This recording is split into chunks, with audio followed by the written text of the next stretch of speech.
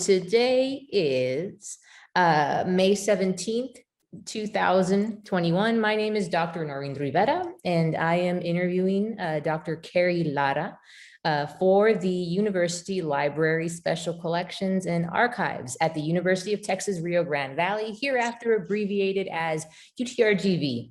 This project is in partnership with the Voces Oral History Center at the University of Texas at Austin. Please know, Dr. Lara, that this interview will be placed in the University Library Special Collections and Archives at UTRGV and shared with the Voces Oral History Center at the University of Texas at Austin. If there is anything you do not wish to answer or talk about, I will honor your wishes. Also, if there is something you want to talk about, please bring it up and we'll talk about it. Because we are not conducting this interview in person, I need to record you consenting to make sure you agree with our interview procedures before we continue. So I'll ask you a series of 6 questions. Please say, yes, I agree, or no, I do not agree after each question. The University Library Special Collections and Archives wishes to archive your interview along with any other photographs or documentation that you're willing to share at UTRGV, University Library Special Collections and Archives. UTRGV, University Library, will retain copyright of the interview and any other materials you donate. Question 1, do you give University Library Special Collections and Archives at UTRGV consent to archive your interview and any materials at the UTRGV University Library? Yes, I do. Thank you. Question 2, do you grant UTRGV University Library Special Collections and Archives right, title, and interest in copyright over the interview and any materials you provide? Yes, I do. Thank you. Question 3, do you agree to allow UTRGV, University Library Special Collections and Archives, to post this interview on the internet where it may be viewed by people around the world? Yes, I do. Thank you. Question 4, do you grant the University Library Special Collections and Archives consent to share your Zoom interview with the Voces Oral History Center at the University of Texas at Austin for inclusion in the Voces of a Pandemic Oral History mini project, which will include posting the interview on the internet? Yes, I do. Thank you. As you previously recalled, when you filled out the pre-interview form, we use information from the pre-interview form to help in research. The entire form is kept in a secure Voces server at the University of Texas at Austin. Before Voces sends UTRGV, University Special Library Collections and Archives, we would have stripped out any contact information for yourself or family members, so it will not be part of your public file. Your public file will only be accessible at UTRGV University Library.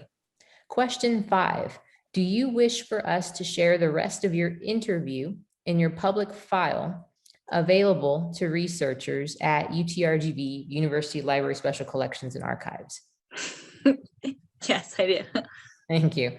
Question 6, and final question.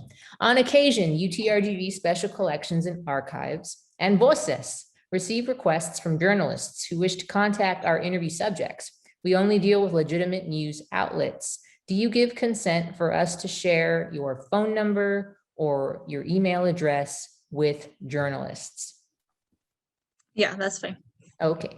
Thank you very much for your consent, Carrie. Your experiences and stories mean a lot to us. All right. So with that, we can move forward.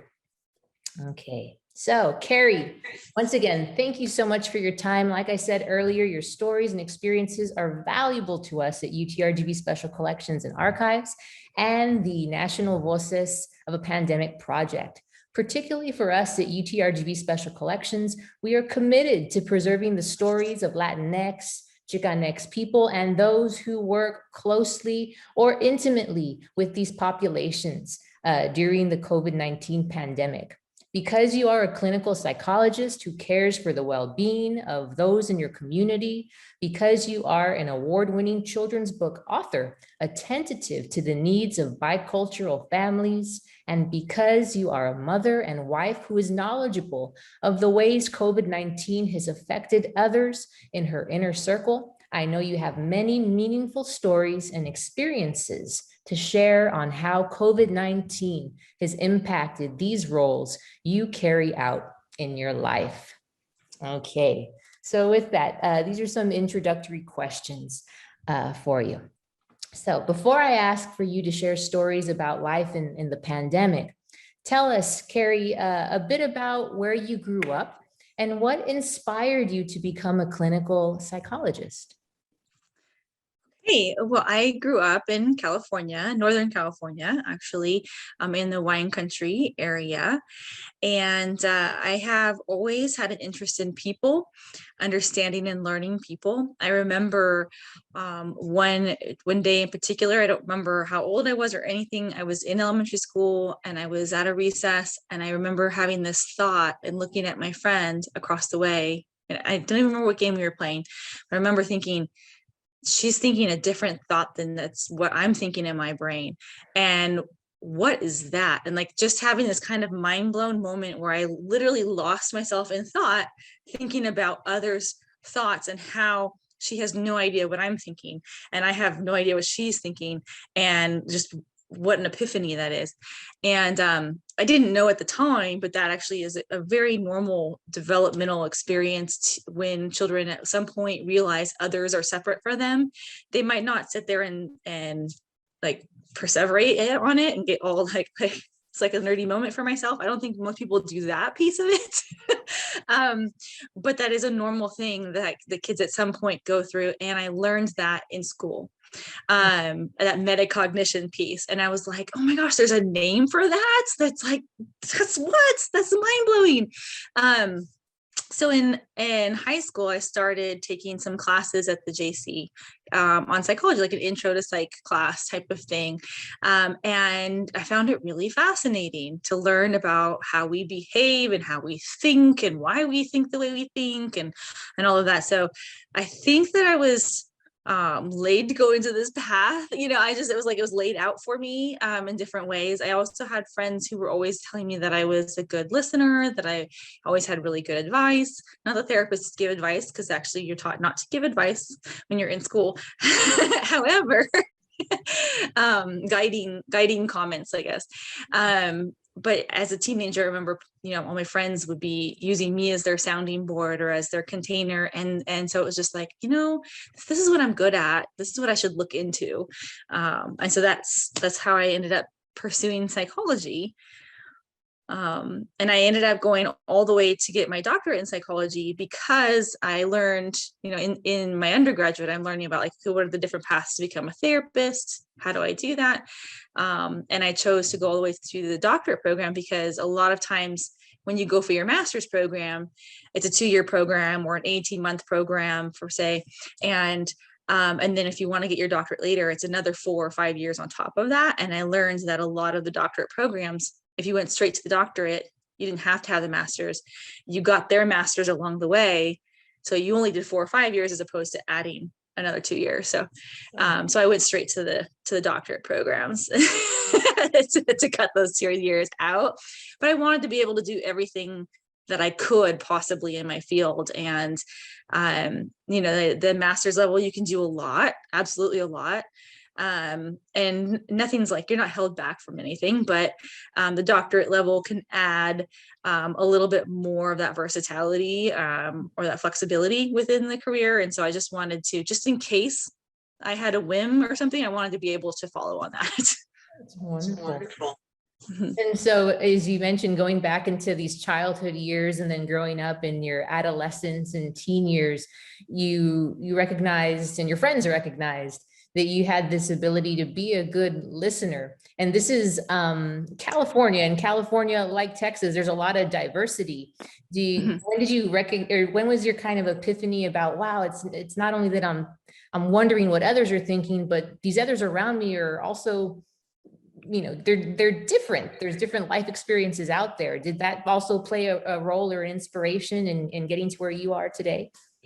Yeah, I think so. I really admire diversity in our multicultural world. I really, really enjoy learning about others, their cultures, their traditions, how that plays into who they are, because there's a lot of different studies around different people say like wavelengths or different thought processes, like how there's collectivism versus the individual mentality, and you learn a lot about that, even in elementary school, when you start to learn about other cultures and people around you. You learn that some societies are more about the community and that collectivist, and the village raises the child type thing, and then there's a lot of cultures that are more individual, and it's more about how you as an individual are productive, and versus relying on the society as a whole. So you learn tidbits. I remember learning all these like tidbits, not that it was directly that I was learning about psychology or learning about those things, but they are all really relevant to each other. Where I grew up in Northern California, there is a large, California is very agricultural. Obviously, we grow a lot of things here. And so in my community in particular, there is a large Latino community as well. Partially migrant workers, as well as just immigrants, second, third, fourth generations who have, made a home in that area, and have lived there for forever. And so I did have a really large influence in the Latino community, particularly right away in elementary school. And I remember really enjoying and loving being able to mix within that culture. I myself, of course, am Euro-American descent. That's, I think you can tell on my face. But when I grew up, my dad worked at a winery, and we would have these winery parties, and the parties, I don't put a percentage on it, but the large part of the party was Latino and a large part was not, and a different mix. And a lot of the music we would be playing would be mariachi music or banda music or bachata or whatever, and so it was definitely an influence growing up. We would have I can just think back all the winery parties. I do miss them, because the winery has become more of an organization versus the family knit feel, with time and business growing and stuff. So I do miss that a little bit. I remember my mom making dresses for me. She's a great seamstress, and so she would make me dresses and jumpers. And I tell her this to this day, like it would be this nice little jumper, and we would go to one of the parties, or we'd go to church on Sunday, and I would see my Latina friends, and they'd be wearing these like poofy sleeves with the lace, and the socks that folded over with the lace on the outside, and I would just be like, oh, I so want to wear that, and I remember admiring the Latino community and culture from a very young age. Absolutely. So just growing up with that appreciation. My mom was also before California had I forget which proposition it was, but the proposition that got rid of dual immersion programs, the ESL programs. She was a teacher in those programs, so she herself was bilingual, and a huge advocate for the community. So I remember that as well, of course, being raised by her.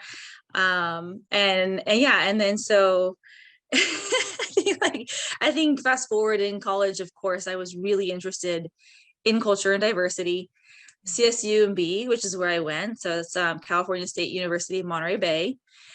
For my undergraduate, their vision statement is all about, learning from a multicultural perspective, learning about the community you're in and serving the community, giving back to the community you're in, identifying underserved populations, marginalized populations, and helping to support them. So there's a really big piece of the foundation of that university that's on that. Even if I didn't choose that university necessarily for that, I actually didn't really know that about it when I went there. It was very much ingrained in me for the first day. So you're indoctrinated into this educational mindset from them. And so that was really, really helpful and supportive. And when I moved into graduate school, I chose a graduate school based on one that had the same mission and vision around multicultural education and diversity, and supporting, the vast populations that we have within our state and within our our nation. So yeah. That's wonderful. And you actually touch on that second question that I was going to ask about. Can you share with me your educational pathway for becoming a clinical psychologist? And which schools did you attend, and what did you particularly enjoy about these programs? And so at CSUMB, you really enjoyed what you outlined in their mission statement about multiculturalism and giving back to community and underserved populations. And you went there not really anticipating getting Right. that mission statement, but now it seems like that's something that is a core value in which you've moved ahead with in your many professional successes and roles. Yeah, I think so. What I think for me, it's like, what your question made me kind of go back and think about my childhood a little bit more, and like the influences and the different cultural influences at that time based on where I lived. And I don't think it was something that was in the forefront. It was just the everyday, right? But so then I went to college, and I went to college that was specifically very, just very focused on multicultural idealism and ideology, whatever. And I definitely felt like it gave me that lens to look back and to appreciate the exposure that I had, and to understand more, because it's, I was a child. I didn't see differences in the way that I saw them in the contextuality, but I didn't see them in like a social context or a political realm or any of that, like an activism realm. I didn't see any of that as a kid.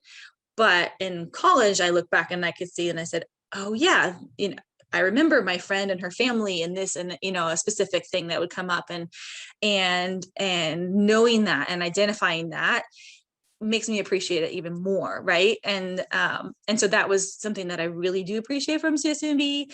Also, they were very outcomes based, so it was instead of teaching for the test, it was very much like the whole semester you'd have a project that you had to work on, and by the end of the semester, here's your outcome, here's your project. Really loved that about I think that way. I love to be creative and all of that, and so that really helped me in my learning style. Absolutely. Is that like a service learning project? In general, like any of the classes, it was very outcome based. What was your major learning outcomes, MLOs they call them, from your class, and you had to have these 5 things that you learned from that class or whatever it was in order to get your degree. And I think that type of contextual outline for education was really, really well thought out, honestly.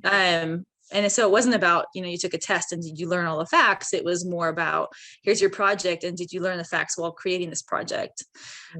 We did have a service learning. So it's good you mentioned, because I wanted to mention that we did have service learning in your first 2 years. You had to have, I don't know, it was like 30 hours or something small. But then in the second 2 years in the university, you had to have a whole year somewhere that you were providing, volunteer service out in the community at some nonprofit or something like that. Yeah.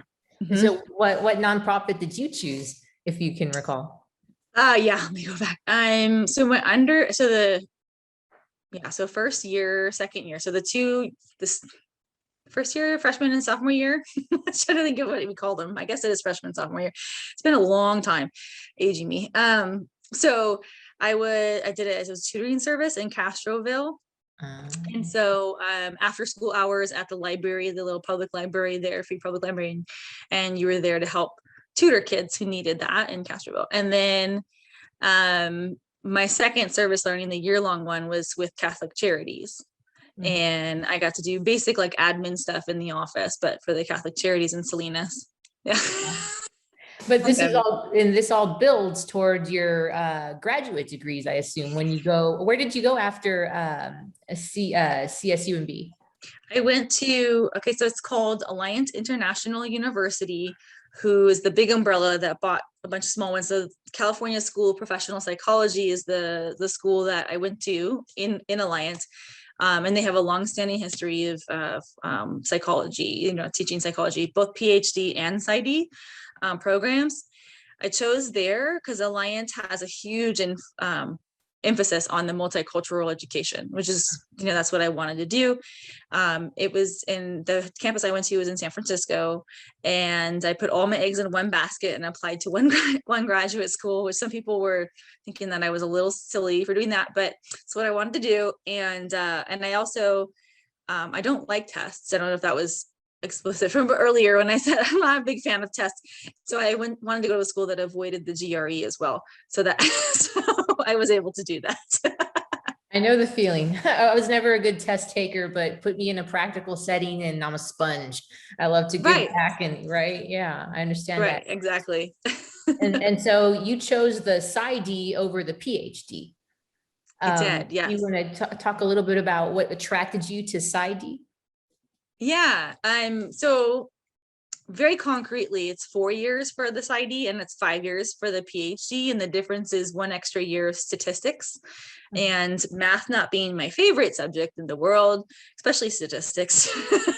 It was kind of an easy choice there, but you walk out with both degrees. You could do either, anything you want in the field. So there wasn't like a hindrance to choosing one or the other. PhDs typically would do 2 research projects, one at the master's level and then the dissertation, of course. And they would have that extra year of statistics to be working on that. And the PsyDs would just have the one dissertation. The focus on a granular level in the classroom is that PsyDs are a little bit more there's a heavier focus on the clinical and less on the research, but not that you don't do research and you don't learn how to do it. So you absolutely can still do and be a researcher if that's your choice, right? PhD is a little bit more heavier on the research side, but they absolutely still do clinical stuff. So really, it's it's what kind of thing do you want to study when you go to school, right? So yeah, that's absolutely what happens. And there's, in the field of psychology, there's a lot of old school bias. So for a long time, the VAs, for example, or the state hospitals or state prisons would only look at applicants for PhDs and not PsyDs. And unfortunately, when I was applying for internships and stuff, I was on the very tail end of that. And so, yeah, PsyDs just weren't looked at those places. But now there is a significant shift, and PsyDs are being looked at that, I think people are just kind of realizing it's the same education, it's the same level of experience, just different letters. Right. And so just what was your dissertation on, or you can go ahead and if you want to share maybe a more I guess a memory of sort, what was memorable about your PsyD program before you come into the profession proper? Sure. Well, I love identity development. I love learning about how we become who we are and why, right? And of course, that includes a lot of the cultural piece. I really love to understand from our nucleus family, what we get from them, what we get from our community environment, what we get from our political standing, like all of this, and how we become identified as who we are. And our identity is constantly changing until the day we die. Like we keep getting influence, which is such a fun thing to understand and to learn. So my dissertation, of course, had identity involved in that. I definitely was looking at the identity specifically of women and how we were influenced by the media around music, the portrayal of female body imagery in music media. So from MTV, BET, VH1 to the magazines to whatever it might be, and how that influenced who we are. And I did interviews around that and collected people's stories to really understand if there was themes that came out. I really love the identity piece, and I still, like when I read an essay or I read a project around identity development, I get really excited. It's just an area that I really, really get excited about. One of the things about my PsyD program and the PhD program there too, it was a requirement for everybody, was that we had that intercultural awareness class again, like we did at CSUMB, where you spent a semester looking at yourself and the others and kind of the mirror, whatever, and you did the service learning through it. This one was a year long. There wasn't the service learning attached to it because you were already doing practicums and such because of the clinical work. But it was, yeah, so it was a weekly class for a whole year, same cohort all together, 2 different professors in the class with you the whole time. And it was really looking at that mirror and understanding understanding yourself, your own biases, your own stereotypes, and how you go to, you project that onto other people, or how that even like how you approach people based on that. I mean, like all of that. And it's a good class. It's a hard class. It's a fun class, but it pushes you, it's a class that pushes you.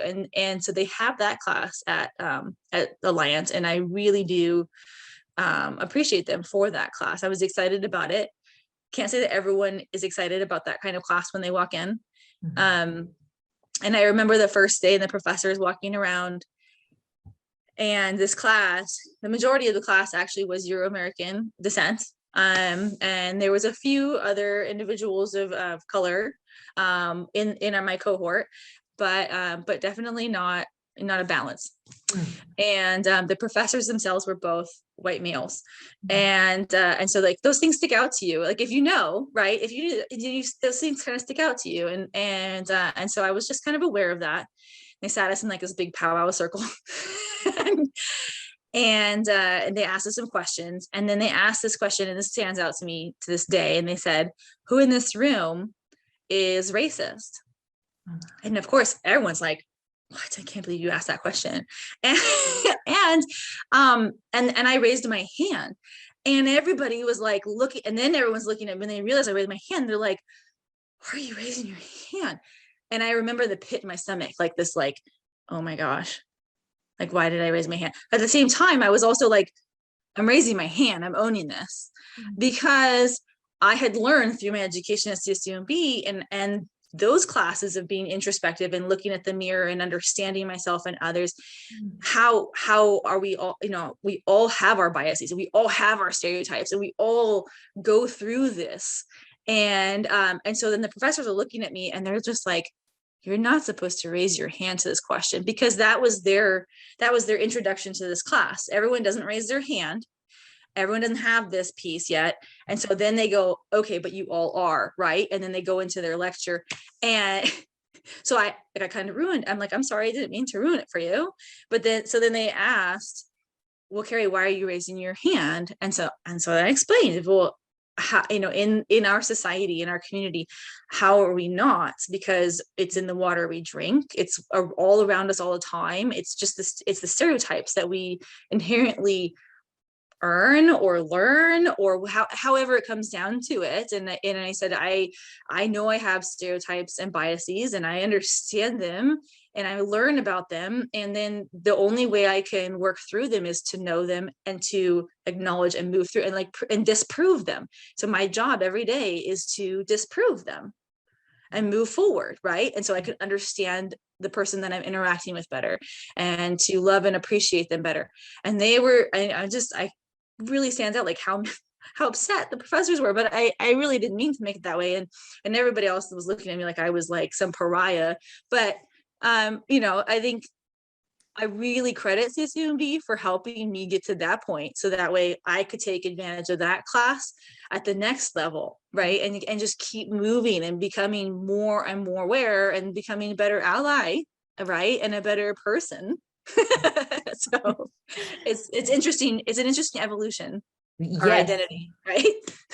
You're right. I mean, aside from ruining your white male professor's gotcha zinger moment for the class, no, you really did see CSUMB, as you said, the escalator, the ladder to get there, and to be that cognizant of implicit biases and that we have is critical. And I think as you're speaking to me about this, it makes me wonder, or rather just emphasize or think about the importance of ethnic studies.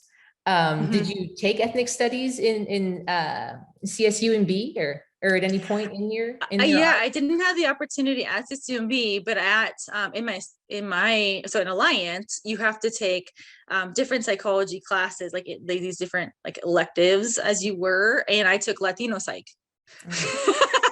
Appropriately. There was African American psych, there was Asian American psych, and then there was Latino psych, and I chose Latino psych, and very much appreciated that. There was one movie, oh my gosh, American Me, and that movie, I like, so that was based in the Soledad prison, like, all this, and it was the history of the Sureños and the Mexican mafia and all that, and it was very informative and fantastic acting, because that actor is always amazing. But it was very graphic a couple of times when we were watching it in class, and so it's like this a couple of times because it is a little traumatizing, but for how graphic it is. But Latino psych was really fun. I definitely wanted to take more. I actually wanted to take African American psych and Asian American psych if I could. The units at the graduate school level are so expensive, so to take above and beyond what you needed to was a little bit hard in the financial pocket, unfortunately, but trainings are there. And so that's really nice that I, as a psychologist, part of my job is to get my continuing education units every year to keep my licensure up, and I can choose what I want to learn about. Right. And so that's where I get to do that. And of course, all this multiculturalism, intercultural awareness, ethnic studies is all paying dividends now in your current profession. And the populations that you're working with in the Bay Area, Central California, inland, and so forth. Yeah, absolutely. That's wonderful. So now that we are here in 2021, how long have you been practicing clinical psychology? So I graduated from Alliance in 2009, and you're doing practicums throughout that time when you're in school. So you're starting to do therapy. And then after you graduate, you've had a year under your belt of like a full-time job doing an internship type thing. And so then you have about a year of more of getting your clinical hours before you can get your licensure. So you can say I'm a clinical psychologist after you've gotten your licensure. So 2009, I graduated. I did a year of more time to get my hours. Life happened and I had my first kid. So studying for licensure on pregnancy brain was really hard. And I wouldn't recommend it to most people because it's frustrating, because you think you know it and then it's not there when you need it. So that did delay getting the license a little bit longer by a few months, and that's okay because life is good. So so I got my license in 2011. Okay. Yeah. And then from there, have been working in the field ever since. I've worked in both nonprofits and the county, for the government, like through the county type programs, and as well as a large HMO organization for a while. And I'm currently back at nonprofits. Okay, so yeah, it's a whole spectrum then, it Yeah. seems. Yeah. I've done it all.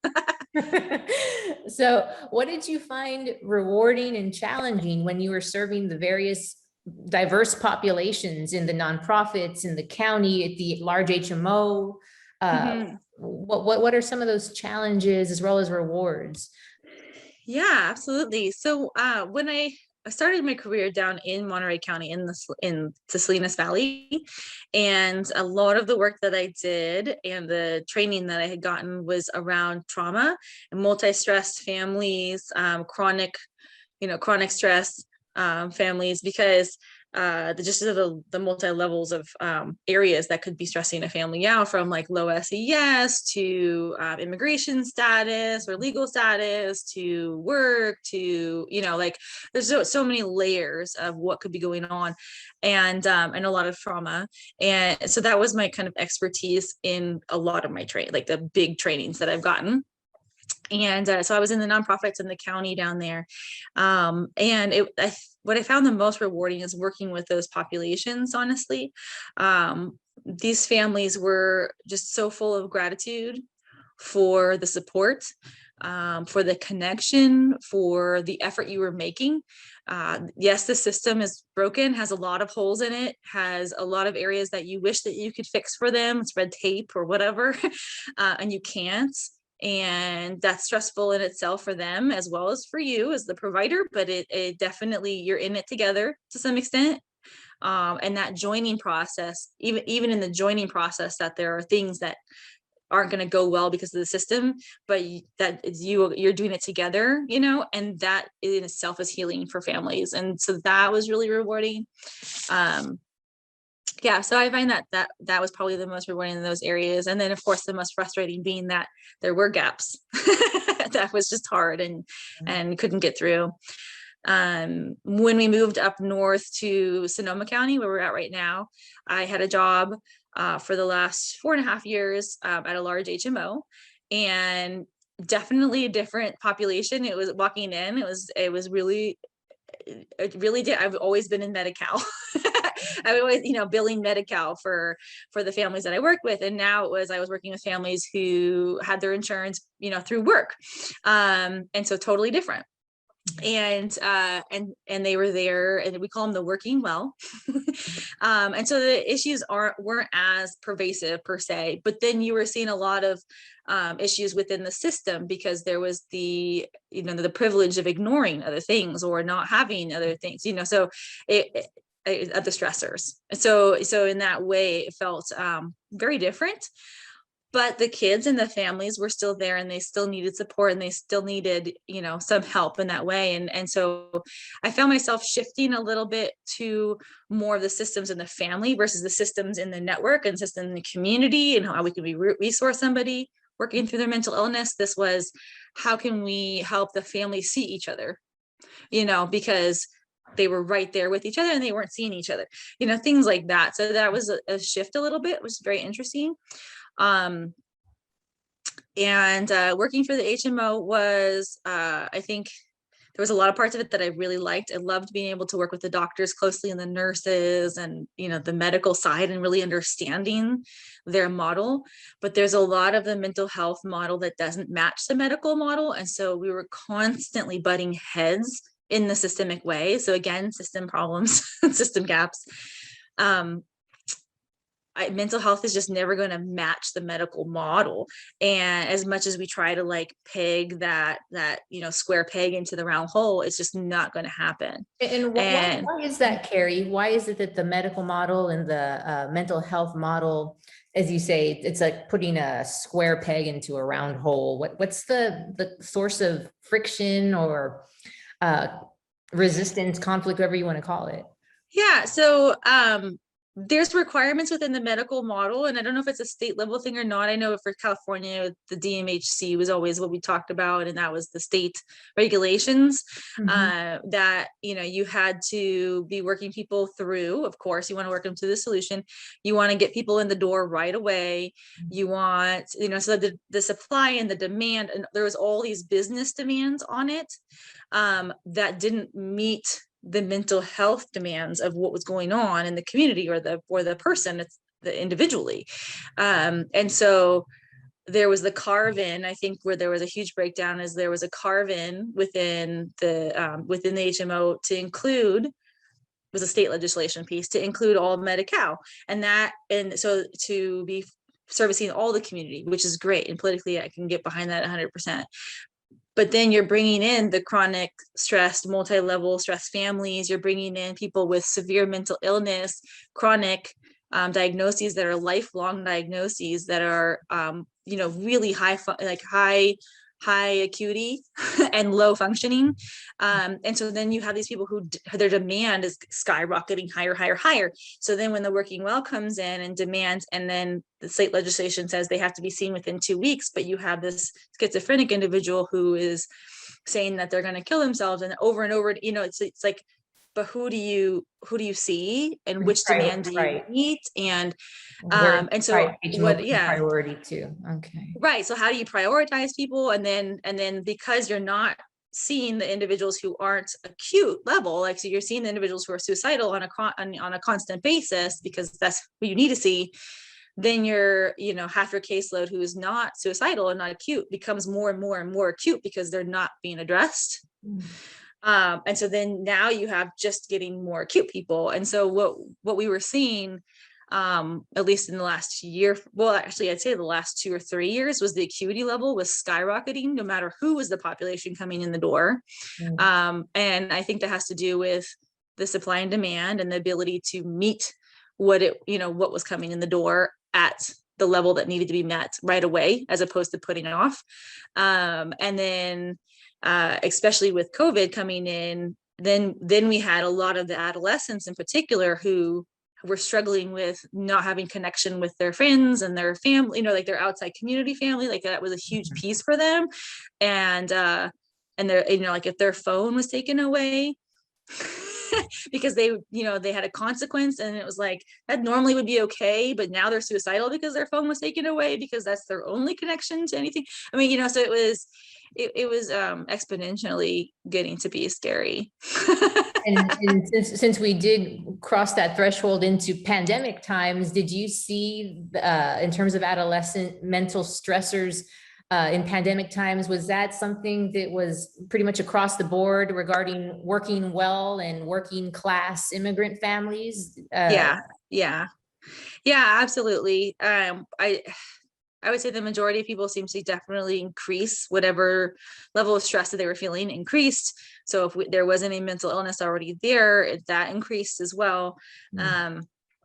With those who were social reclusive already, where it was like the school anxiety and the social anxiety about going to school, we actually saw some improvement around them, because they were now at home and they just didn't have that push of the anxiety, whether that's good or bad. I mean, a relative on that.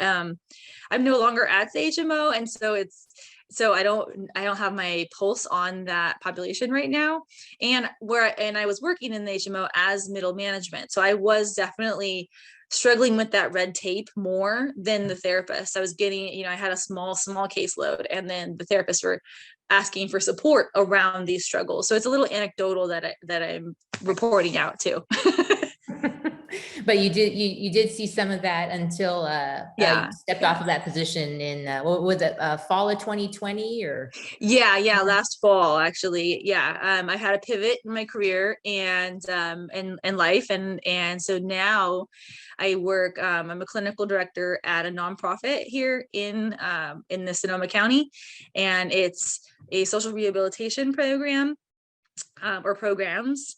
We have multiple houses at different levels of acuity for individuals who are their county clients. So we're a vendor for the county, basically. So the county has behavioral health clients. These are adults with chronic mental illness like schizophrenia, schizoaffective disorder, severe bipolar, personality disorders, things like that. And there's usually a lot of addiction. And so they're homeless individuals, and they need a home, and they need to kind of reintegrate into the world. And so I have different houses that work with them on things like daily living skills, social skills. We do groups throughout the day, recovery and addiction, of course. So all kinds of things like that to help them. And so some of the programs are just shelter-based 60 days, and some of them are 9 months to 12 months, depending upon the level of functioning of the individual. So now my role is to support all of the programs. I go around and we consult about each of the clients, how they're doing in the group of the house. So it's good work. It's different because it's the first pivot away from children and families in my entire career. So that's huge for me.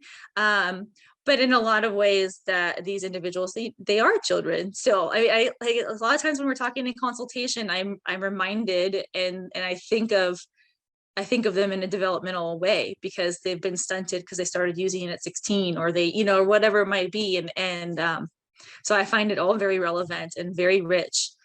One of the things we talked about in the pre-interview that I find very gratifying, and I'm happy to be back at a nonprofit for that, is that, we're not there. It's not about the money at all. It's not about the business or the bottom line. And that I find is a stark contrast from my last location, where I'm not meeting metrics. I'm not trying to meet some goal of a metric so that way the business can stay afloat or whatever it might be. This is more about who's in front of you, your team that's around you, how you're going to support that client who's right there and needs you because they are at rock bottom, and their mental illness is not, it's not a choice that they have this mental illness, but it's a huge factor in why they're there, and they need help. It's a forgotten piece in the community. They're a forgotten population in our society, and or a part that's not, maybe not forgotten, but not wanted to be looked at, Right. so everybody's just so passionate about the work that they're doing in the houses, and just that connection that they provide for them, they all really care, and that's huge. Yeah, from the top down, from the administration who runs it, the board that runs it, it's just really, really great to be around such a supportive environment. Yes. And so you kind of, as we mentioned in pre-interview, it's a return to your roots, that Yeah. nonprofit, just very person-centered, person-based service that you're using Mm-hmm. your professional expertise to provide without having to be guided or dictated by the metrics, as you mentioned. Yeah. That's wonderful. Yeah. And so I do want to go back to that because I'm very curious about how COVID has shaped you managing and running these houses in the nonprofit level. But we'll get to that. We'll get to that. I wanted to ask you, moving to a more of a gender-centered question. Many women, including myself, we have our professional life that's just but one facet of our identity. And so we talked about, you're also a mother, and you're a mother to 2 children. Is that correct? Mm-hmm. Your daughter, and then your son is the younger one, correct? Yes. Yeah, correct. All righty.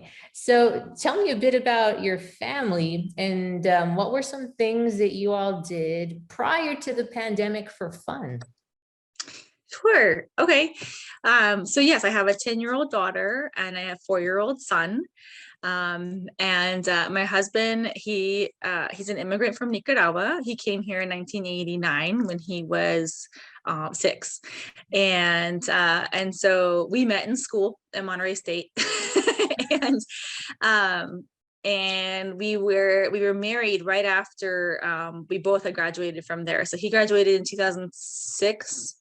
And so we got married that year. We were like very strong about like, we have to graduate, with our BAs before we get married, like that was like a thing. Right. So, and then we waited to have our first child for a few years after that.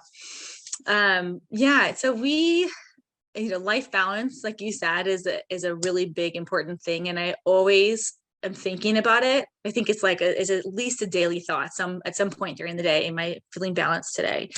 And I wasn't feeling balanced at the HMO, I can tell you that. And the work just got more and more. I was just higher and higher and higher level of work. And it was, even if I only worked 40 hours in the office, I was working like in my brain for another 10 or like whatever it was. It just was constantly consuming me. And so now I used to joke around with my colleagues and stuff. And even before the HMO, when I was at county, it's like, wouldn't the perfect job be like, as a mother, wouldn't the perfect job be 24 hours or 30 hours a week where you could go and you feel like the intellectual adult human being, you're using what you learned, or you're learning from people around you and all of that piece. But then you were home. And so you feel like you run your home okay. Like, I'm not behind on the laundry. I'm actually cooking home cooked meals that are nutritional for my kids. Like they're not microwave or whatever.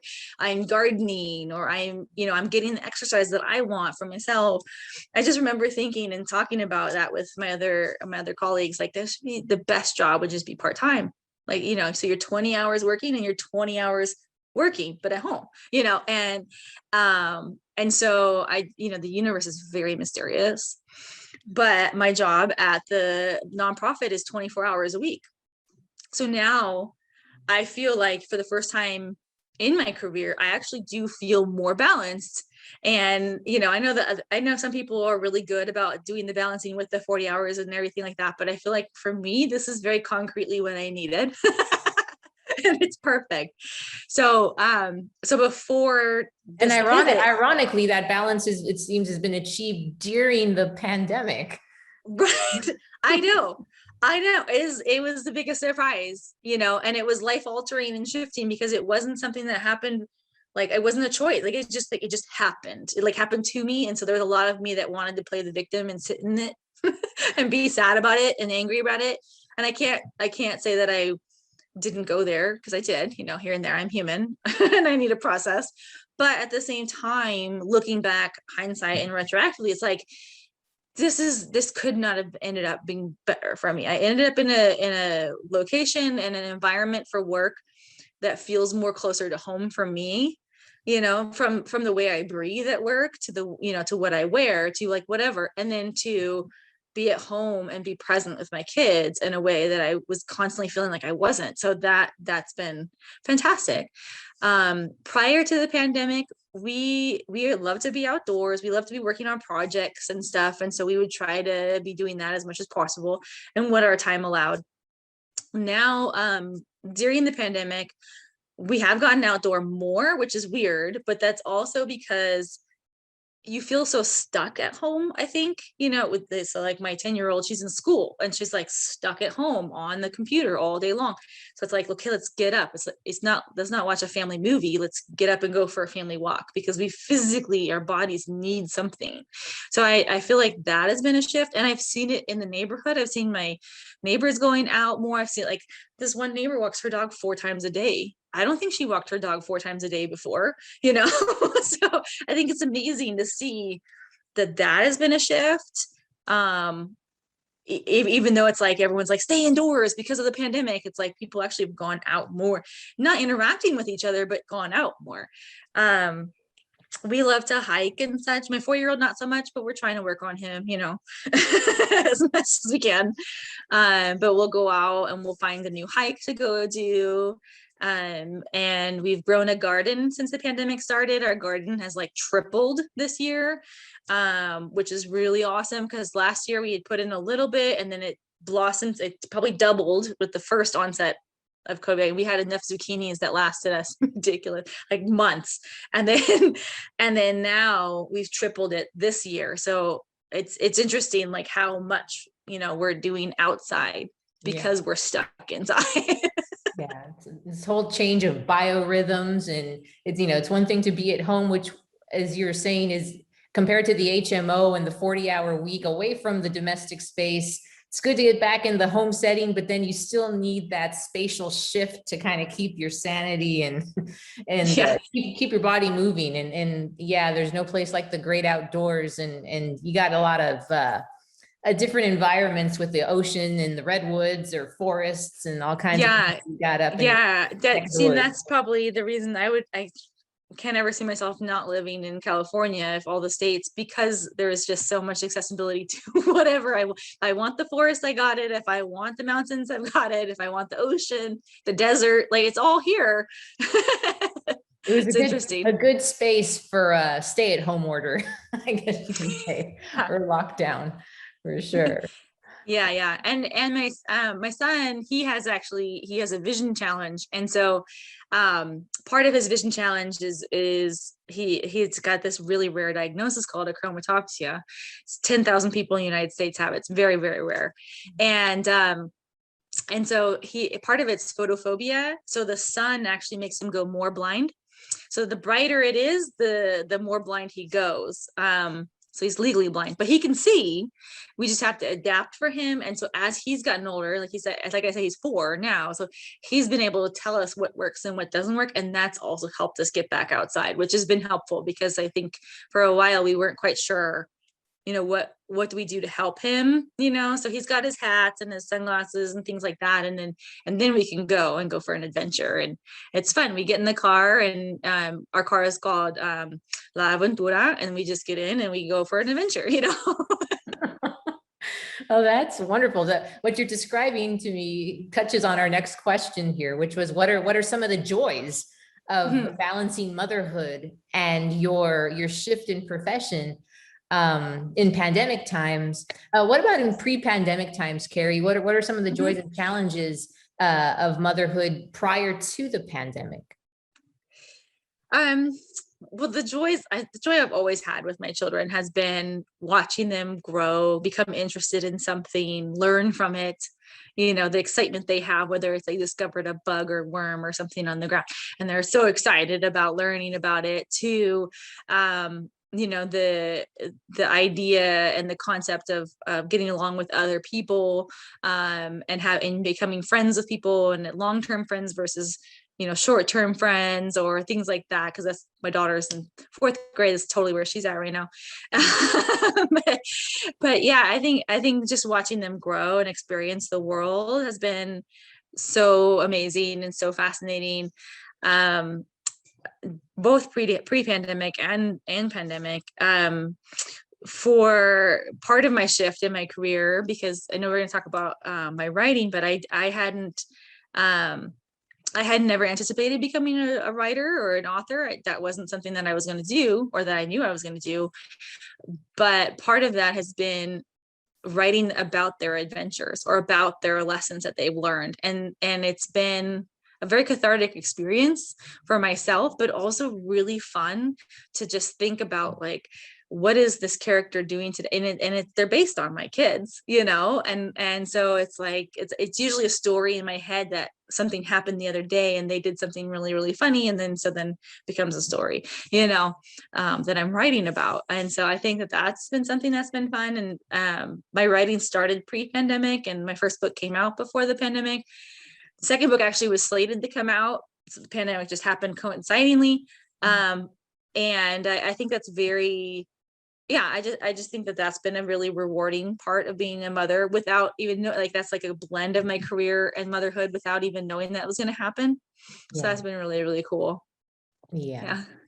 Yeah, and I really appreciate that about your achievements, because the way that the arc of your life has been to this point, where your profession in clinical psychology, your motherhood, and now as we turn to the next set of questions on being an award-winning children's book author, all of that kind of coalesces and braids itself with little division. It's almost like water; it just kind of flows together and feeds and creates off of each other. So that's really beautiful and brilliant. And so with that, we can move into this next segment of the interview that we're doing here for Voces of a Pandemic, where we want to talk more intimately about Marvelous Maravilloso, as you said, published pre-pandemic times in 2018. And it features your wonderful story about a bicultural family and a young child discovering the beauty of diverse skin colors among her immediate family members. And it's been illustrated by, is it Christine Battus? Is that how you? Yes, I believe so. Yeah. The beautiful illustrations to accompany the narrative. And this book won the 2018 National Parenting Product Award, and it received second place for the Best Educational Children's Picture Book in the 2019 International Latino Book Awards. I know you touched a bit about what inspires this story, your children, but right now, if you could please share a bit more to the inspiration, the societal impact, personal impacts of what led to you writing Marvelous Maravilloso. Of course, yeah. So this book, oh my gosh, it started in 2014, technically. I had an experience, my husband and I had an experience, one of a couple, but the first one, where we had someone who is in our, not the inner circle, but like kind of peripheral circle, in the familial circle, and who made some comments about interracial couples, derogatory comments around beliefs that that's wrong or things like that, and a couple of words that had to do with like bicultural children that were negative words. It surprised us, because we didn't know that about this individual, or so it just kind of was like a shocking moment. Whereas when you're in a community, like maybe you have an interaction with a stranger and you're like, oh, it makes you angry, you roll your eyes or whatever that is, because this person was like within the circles, it was kind of like shocking and harder to process because unexpected. And I also knew that having a conversation with this individual wasn't going to go anywhere, honestly, and knowing about them. And so I was like, but I was sitting with all that anger and I just didn't know what to do with it. So being the therapist that I am, what do you do for a client who's having a hard time processing something? You tell them ways to process, just ways to process. So writing is one of them, doing artwork is another one, exercising or whatever. And I was stuck in a weekend seminar learning about something clinical that I could not focus on at all. And so I just started writing, and I was writing down. My daughter was about 3 at the time. And so I was like writing down from a 3-year-old's perspective, how would this experience have been, or what is her experience as a bicultural child? And the story of Marvelous Maravilloso started blossoming from that. And I actually wrote 2 books. I wrote 1.5 essentially. And the first one was Marvelous Maravilloso. And so I looked up how to publish that, like to self-publish through, there's the Amazon self-publishing ways. There's all these different ways that people are publishing these days. And I wanted to get it out there. And the reason I wanted to get it out there was I had started to look for a book for my daughter. So while I was doing this process of like my own, just writing it down, getting it out, making myself feel like, get that negativity out of me, I then looked for a book, a children's book for my daughter, so she would have a book where, about herself or about, her experiences. And I said, we need to have more books on our shelf that include the bicultural experience for her. I couldn't find anything. And that was, sad, disturbing a little bit, honestly. But so when I looked for bicultural children, I found a lot of bicultural books for African American and white, or Asian American and white, but no Latino and white. And so I was like, okay, well then I just wrote this, we could make this a book. So that's when I started looking into publishing. I even created like a publishing company for a minute. I paid for the .com for a year. I didn't create anything. It just kind of got stuck. And life, continues and got really, really busy. We ended up moving up north, like just all this stuff happened. So it was on the sideline. Then the 2016 elections was happening. There was all that controversy around the Cheerios commercial that showed a biracial couple with their kid, and it was a Cheerios commercial. And I was just like, oh my gosh, this needs to be out there. Like, we need to have more positive images and stories around this. It's driving me nuts. So, and so I was like, well, the worst thing a publishing company could do is say no. I mean, like, honestly, what are they going to do? They're not gonna hurt my feelings. It's okay. So I looked up the requirements for Imagination Press, which is the children's imprint of the American Psychological Association, because APA is, governing member, it's a governing organization for psychologists. And they do have a children's section. So I looked up what their requirements were, and then sent them the manuscript. And they said that if I didn't hear within 6 months, that was a no. And I didn't hear. I totally forgot about it. Completely forgot about it. But 8 months down the road, they got a hold of me and they were like, so sorry we're late, but we do want your book. And I was like, are you kidding me? This is amazing. Like, I never thought that I would be published. You want my book? What? That's fantastic. So then fast forward, the book became an actual book in 2018, and it hit the shelves. They have artists that they contract with, but they were really, really awesome. My editor is a very awesome lady, and I love working with her. And so she sent me 6 different pictures from different artists, and we chose together who was going to be the artist for the book. And Christine is so vibrant with her colors. That's like her style. And so because the book focuses on color so much, that just was a great match. She's actually the artist for the illustrator for the second book as well, because it's the same theme. So it was like, yeah, we have to just keep this going.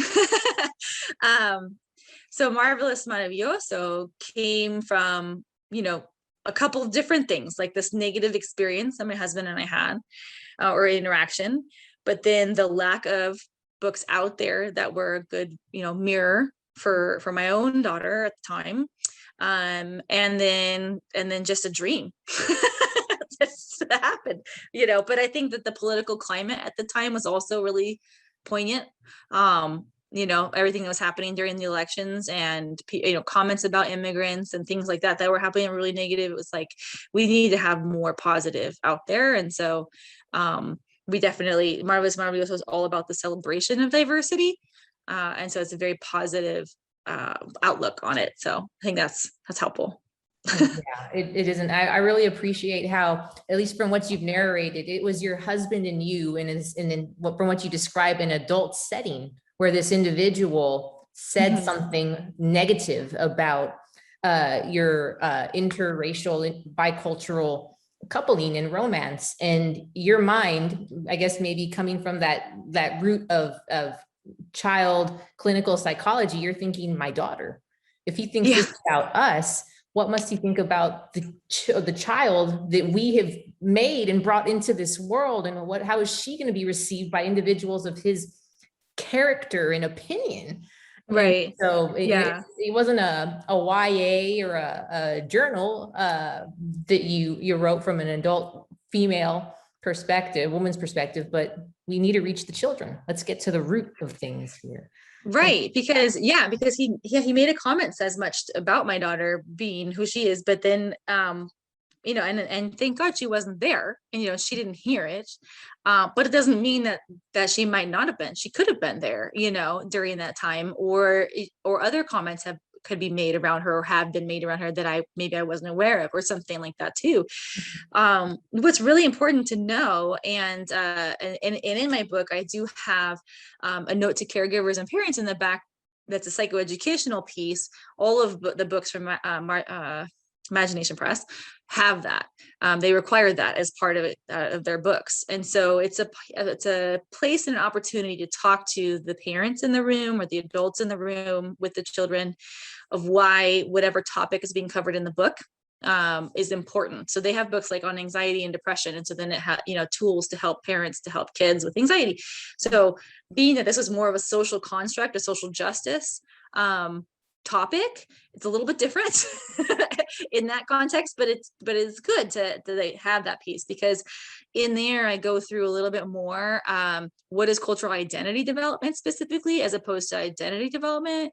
And that children from the early infancy, like from age 6 months, start to notice the differences between human beings, and not in a negative way, just like acknowledging the difference. They're just seeing that. And of course they're 6 months, they're not telling us what they're seeing, but they are noticing that difference. And we know that from the studies that have been done, and the different ways that brains light up and recognize different aspects of people.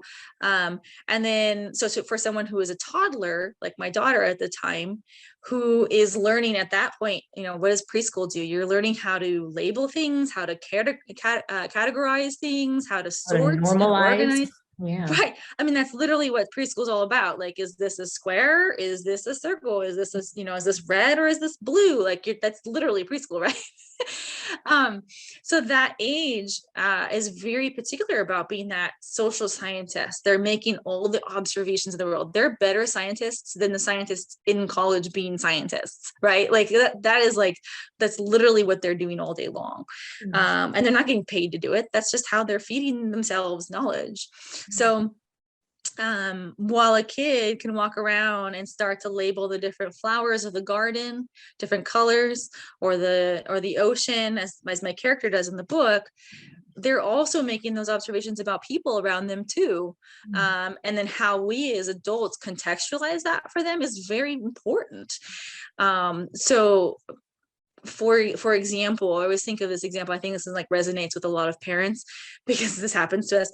You're in the grocery line at a school, in the Safeway or wherever, whatever you get your groceries, you're in line, and your child makes an observation of someone in line, like in the row next to you or something, like, look at that guy. He's wearing a silly hat, or he's, they make comments that usually make us embarrassed. Typically, like, they're really big, or like, oh, he's really tall, or something like that. Like some comment on their physique, typically because they're observing them. And yes, he's a very tall man. Like, which mom or father or parent would respond and be like, oh, he is tall, you're right, right? Because we don't think a thing about him making a comment about how tall that person is. We don't even second guess that comment. But if they make a comment about how big or how round, because a kid would say something like that as opposed to like how overweight or something, you know, we're immediately embarrassed because we're like, oh my gosh, because that doesn't feel good. That's not a comment that feels good. Okay, so then we up the ante and the child makes the comment about the person's skin color, right? Like, oh wow. And they're like, mommy, his skin's really dark, it's really brown, or it's really black, or whatever. And pointing, right? So now as the parent, we're sitting there going, oh my gosh, that guy, I'm so sorry that he's going to think that I'm teaching my kid to be racist. Like, and then our heads are going through all of this political construct and society constructs that our little 3-year-old or 2-year-old or whoever it is has no idea. No, it doesn't have any of those layers on it. What they are thinking is just an observation. And so for us, we don't want to make it a shaming moment, because if we say, oh, shh, we'll talk about that later, like you're right, we'll talk about it later, that teaches the child there was something about the comment or the observation they made that needed to be shushed, that was shamed, right? Like we just shamed them, even though we didn't mean to shame them. We weren't trying to. We actually were trying to do the exact opposite. But they don't know that. And so it's like, actually, you say, yes, honey, he is African American, or he is Black, or or that person is Asian American, they have their heritage is Asian American, or whatever it is that puts an appropriate context to the comment that this little social scientist made, this observation that they made. It's not shaming, it's very factual, and it's actually just like, it's just, that's a cultural piece of them. And then you can actually take that and build and make a whole conversation about culture and everything like that the 3-year-old is ready to do. People are scared to talk to their young kids about culture and diversity because it feels taboo. It feels like we want to make sure that what we are doing is PC, that we want to, teach our kids to be accepting and loving, and so that's all great. And I'm glad that people have those goals. But by avoiding until they're older, we miss a large part of that journey. And so that's what this book is kind of talking about in the parents to care, the notes of parents and caregivers, is because it really wants to say, like, hey, they're already there. Don't miss it, right? Like, they're there. Get on board with them, help them, because this is the time. If you really want to, this is the time to do it. Because when they're teenagers, you can still have that conversation and they can still learn, but you've missed a lot. And then our news and our social media and all of that does a lot of the teaching for you. Do you want, it's like, we don't want that. We want to help them on their journey. Want to intercept and interject at an early age. Otherwise you're dealing with all these other hundreds of layers and years of right. context that you want to be sure to mold into a positive and right. accepting direction. And right. not make race and skin color taboo, but rather it's a natural part of life. And let's celebrate this diversity that we have in our human society. Right. I think a lot of people have conversations when they're older around, like, why does everything have to be about race? Why, I get questions like that, right? And I see people questioning, like, why does it have to become a race issue, or why does it have to become about culture and race, and why does everything have to be racist and racism? And to me, that question in that context is like, that's out of place, because I can literally say to somebody, it doesn't have to be, if it's just part of, from a very early, like, that's what, so the earlier we talk to children about it, it is just part of our life. It is just part of the beauty of being human, that we have our cultural backgrounds and our ethnic backgrounds, and it's all amazing and wonderful and beautiful. And so it can just be part of life. But because we don't have it be part of the conversation early on, or some people have the privilege of not having to have, because a lot of people don't have that privilege, right? So those of us who have the privilege of not having it have to be part of the conversation from an early age, later, when it has to be the part of the conversation now because we've ignored it for long enough, then it feels jarring. But it doesn't have to feel jarring if we do this early. And I like what you're saying there, because you're right. Not everything has to be about racism if we embrace our racial identities, which are part of our human identity. Of our individual identity, of our identitarian factors and such. And so, right, and it's such a beautiful part of our identity. It's just like, it is our identity. I mean, it's hard to say like it's part of our identity. It is our identity, right. Yeah.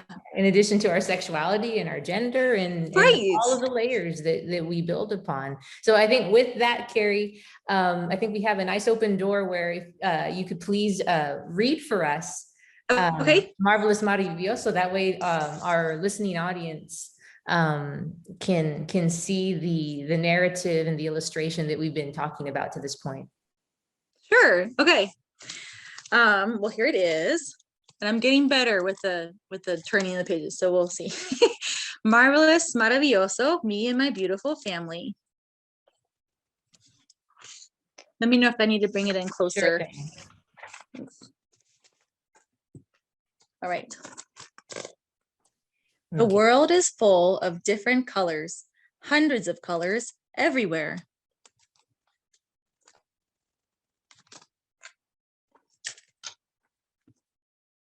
Mommy and Daddy and I go for walks in the garden to see the rainbow of colors in las flores, the flowers.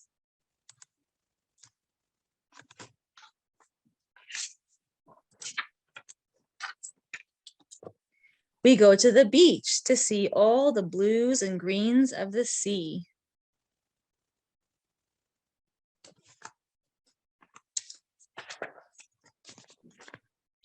My grandma lives in a house surrounded by the deep colors of the forest. Y mi abuela lives in the fast and bright colors of the city.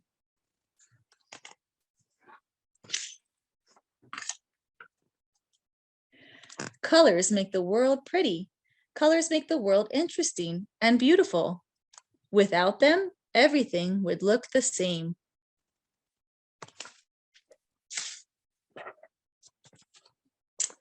People are different colors too. Colors are a part of us. Our colors make us beautiful and unique.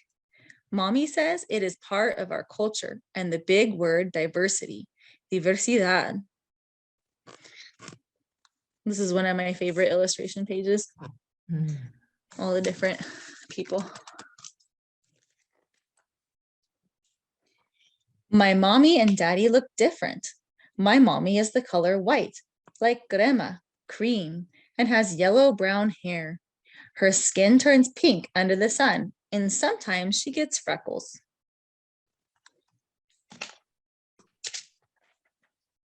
My daddy's skin is brown, like smooth leather. He has thick black hair and eyes the color of yummy chocolate. Que rico chocolate.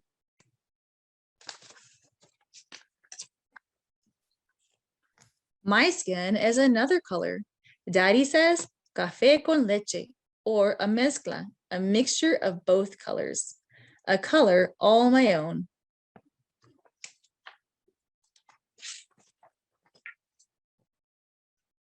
We are a colorful, beautiful, lovely family. Around us, you can see all the colors of amor, love.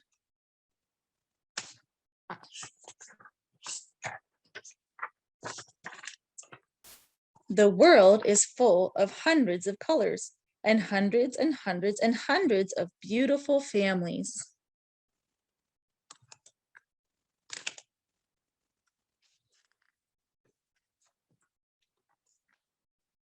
Many people can see the beauty of my family, and I can see the beauty of their families.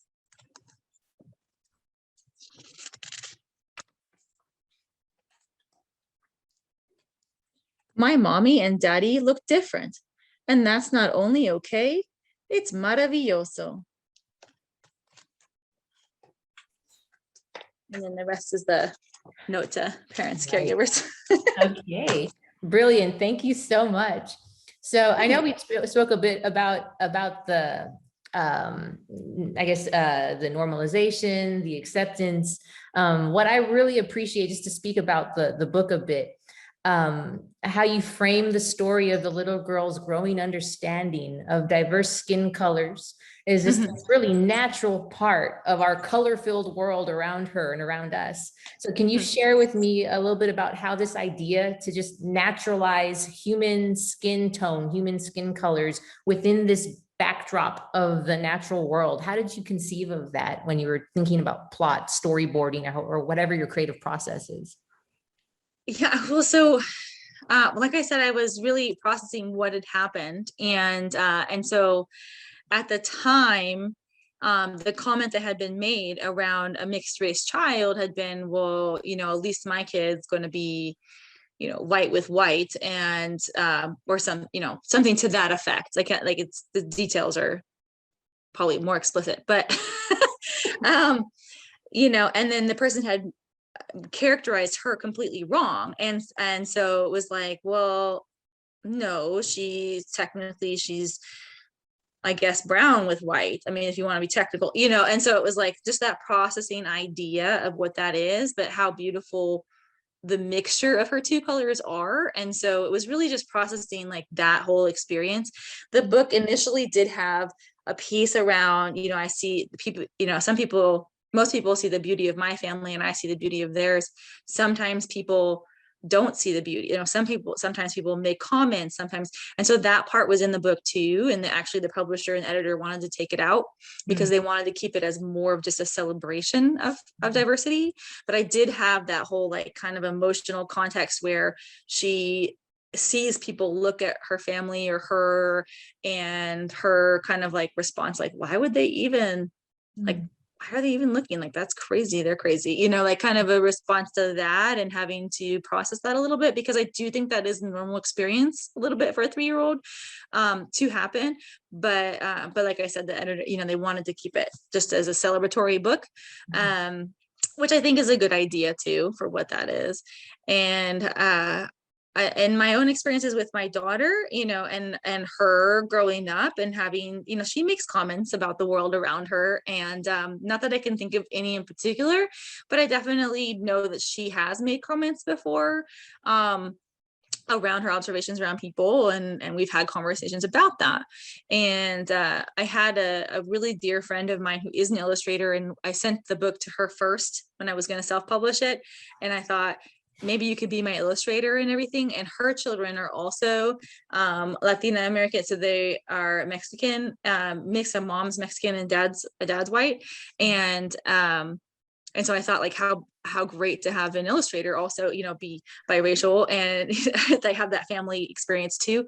And she shared with me an experience because they had moved, and she didn't have a context for this for her kid. Her education's in a completely different field and everything, and so she was like, I don't really think my kids are having this conversation. Her kids born the same week, so they're exactly the same age as my daughter. And so then they did have an experience where they had a new doctor, and the new doctor was African American, and walked in, and her daughter had a reaction to that. This little 3-year-old had a reaction to it. Not a bad reaction, but just like a reaction, like, whoa, you're the first African American person probably I've ever seen. And so that was, or whatever. And for that little girl. And so then my friend calls me and goes, okay, now I see what you're talking about. Now I know, and so it's like, it's just putting some awareness around it. And I think we, as parents and as people and adults who can help children have the conversations, teachers, whoever, once you have that awareness, you start to see, and you see opportunities. There's Yeah. just opportunities all around us. Opportunities, yeah, for naturalization and celebration is, Yeah. is what transpired after the publishers made those edits to Yeah. the original plot. Brilliant. Yeah. Okay, so another part of the story, Marvelous Maravilloso, that equally struck me is the illustration and narration of the little girl's two grandmothers. One Mm. grandma lives in a rural, foresty, two-story home setting, and then the other grandmother lives in, I guess, what can be implied as an urban, maybe apartment building setting. Mm-hmm. So, what is the inspiration to show to children not only racial, ethnic difference, but also spatial diversity in Marvelous Maravilloso? I can't say it was premeditated. I can't, like, honestly, it was not premeditated. As much as I could like take credit for that and be like Sesame Street or something. No, I'm not. um, so you write about what you know, right? And so as I was writing about my daughter and her story, my mother lives in, we call it the ranch, and it is in Sonoma County, here in northern Sonoma County, in the forest. And my suegra, my mother-in-law, she lives in LA, and has the storyline. So my husband with her and his siblings, have the storyline of moving around in LA to different areas, but apartments mostly, right? So I didn't give the illustrator the idea of apartment. The words with a fast, bright moving in the city, and that's what came out for her too, apparently, in my words. So it's very interesting, but it does give that a little bit of a spatial context as well, spatial differences too. In the second book, we actually highlight the differences between Abuela's house and Grandma's house more specifically, because the little girl has, she's grown up a little bit. So now she's 5, 6, 7 years old. And so she's visiting Abuela's house. She talks about what she loves about Abuela's house.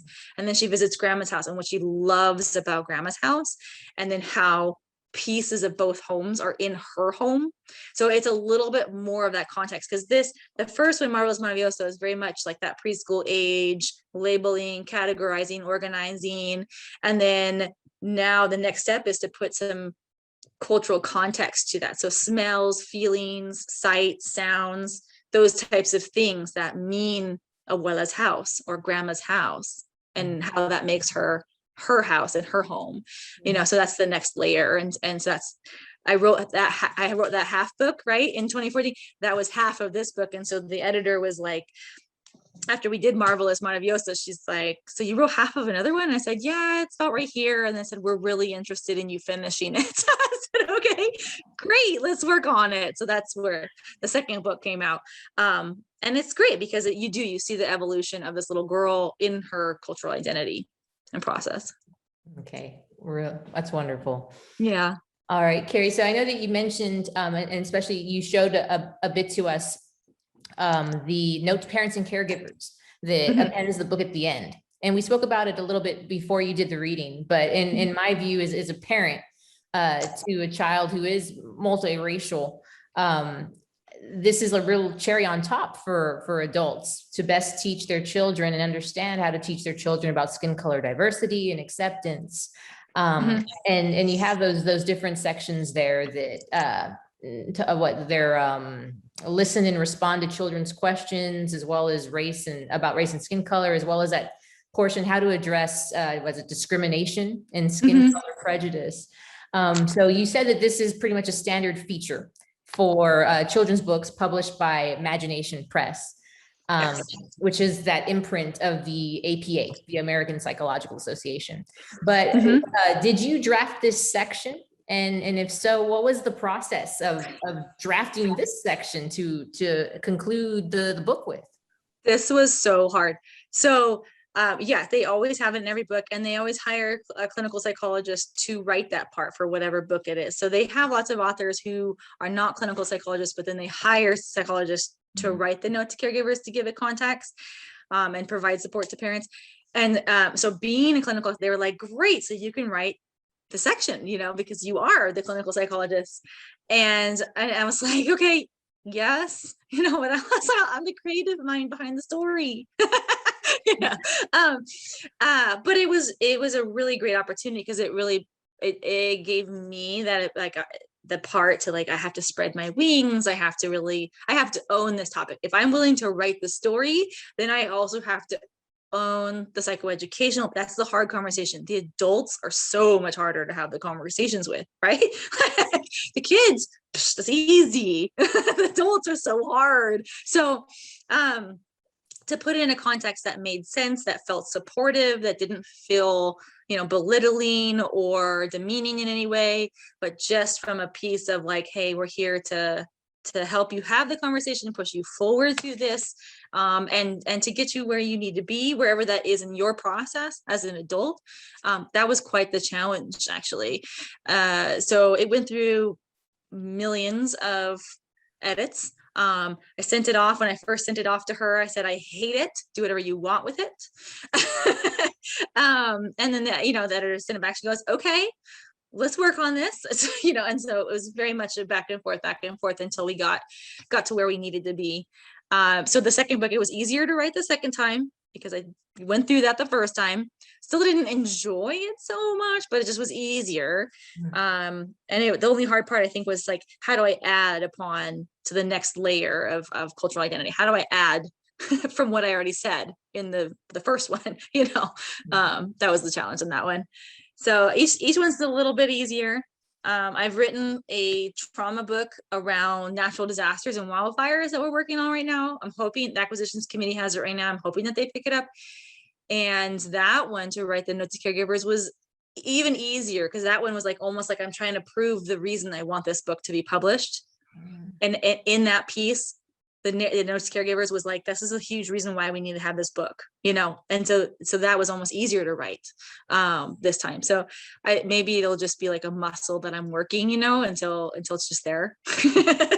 You have that knack there, you're getting that knack and that flow with how to speak to this particular, I guess, the context of what you do in that section. And it's a brilliant section. You wouldn't know that it went through millions of rounds to get there. Thanks. Okay.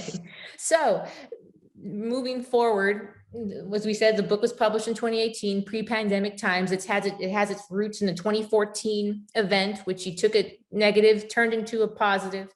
You go through the 2016 election, which adds to that necessity of social political context for getting this book out. And now here we are, 2021, gotten through 2020. And so my point being, in context for this next question, we are a quarter century, or rather we're half a century after the civil rights movement, a little bit more.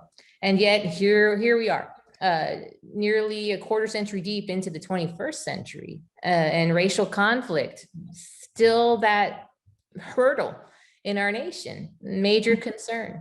In your view, what societal factors are in your mind that still make Marvelous Maravilloso exceptionally relevant in our COVID-19 era, with events like the George Floyd killing, the trial, all of this racial turbulence that we still experience?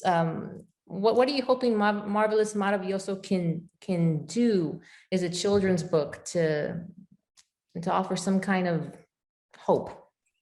Yeah, that's a great question. I think in general, children's literature is so important. I think that we don't think of that as adults later in life because we've moved past it. We're not children anymore, so we're not paying attention to children's literature. But it is such a foundational piece for our own human development, our own minds, and what we pay attention to when we're kids and what we learn a lot through the books that we read. And historically, I don't have the stats in front of me. I've done a couple lectures for Dr. Arias at CSUMB, but I have these stats. I wish I had them. Sorry. But there was a study done about how many books in children's literature in 2017 was the study, had titles or had a protagonist that was a person of color. So the main character being a person of color. And statistically, it was, really significant, right? Because the majority of children's books still have protagonists who are, of the majority or white. Okay. And, or animals. So there was a statistic of animals as well. Okay. So if you took the animals out, the statistics for persons of color grew a little bit, but if you had the animals in there, it was like 8% of all of the books, and it was like 300 and something titles for the 1 year. I mean, so my numbers are off because I don't have it in front of me, but it was significant, and that was 2017. right? That's not that long ago. Mm. Historically, if you go back, it's more disparaging, the titles that are out there. And of course, we have the classics that we're going to hold on to forever. Like we have Tom Sawyer's classic, we have Secret Garden's classic, Charlotte's Web's classic. So there's all the classics that we read in elementary school. But each of these, you have to understand, in children who are, you're reading the stories, you're putting yourself into the story. I'm imagining myself in the secret garden, or I'm imagining myself having a pet pig, or you put yourself through the stories. For an individual who is white and is reading these books, you don't even think about it, but you're seeing yourself in the story, and you're doing, you're learning through the story. But for a person of color, you're seeing a white kid do these things, and you're not seeing yourself do these things. And it's just one extra hurdle in order to imagine yourself being a pig farmer, or imagine yourself having a secret garden, or whatever the story might be. So that really highlights the importance of mirrors and windows in children's literature. And so a mirror, what I mean by that is where you see yourself in the story. Right. So now my daughter and my son can see themselves in the story that I created in Marvelous Maravilloso, because it's a bicultural child. It doesn't say the dad is Nicaraguense and the mom is, American white. Like, it doesn't say specifics, because I wanted it to be generalized to any bicultural child could see themselves in the story.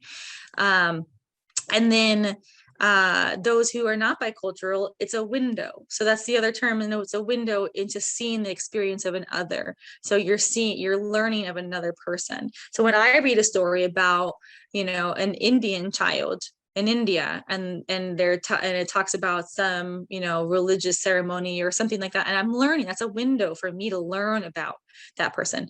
But then if an Indian child's reading that story, it's a mirror, and he's seen himself in that story. And these things are very important for helping children to identify with, to be able to imagine themselves doing cool and great, adventurous, awesome things. It helps build self-esteem for kids. So all around, it's a really, really good piece for the foundation of children, in their own identity development, and their own self-esteem, and their own progress in life, in human life. So bringing that to the larger societal context and political context that we are going through, like you mentioned.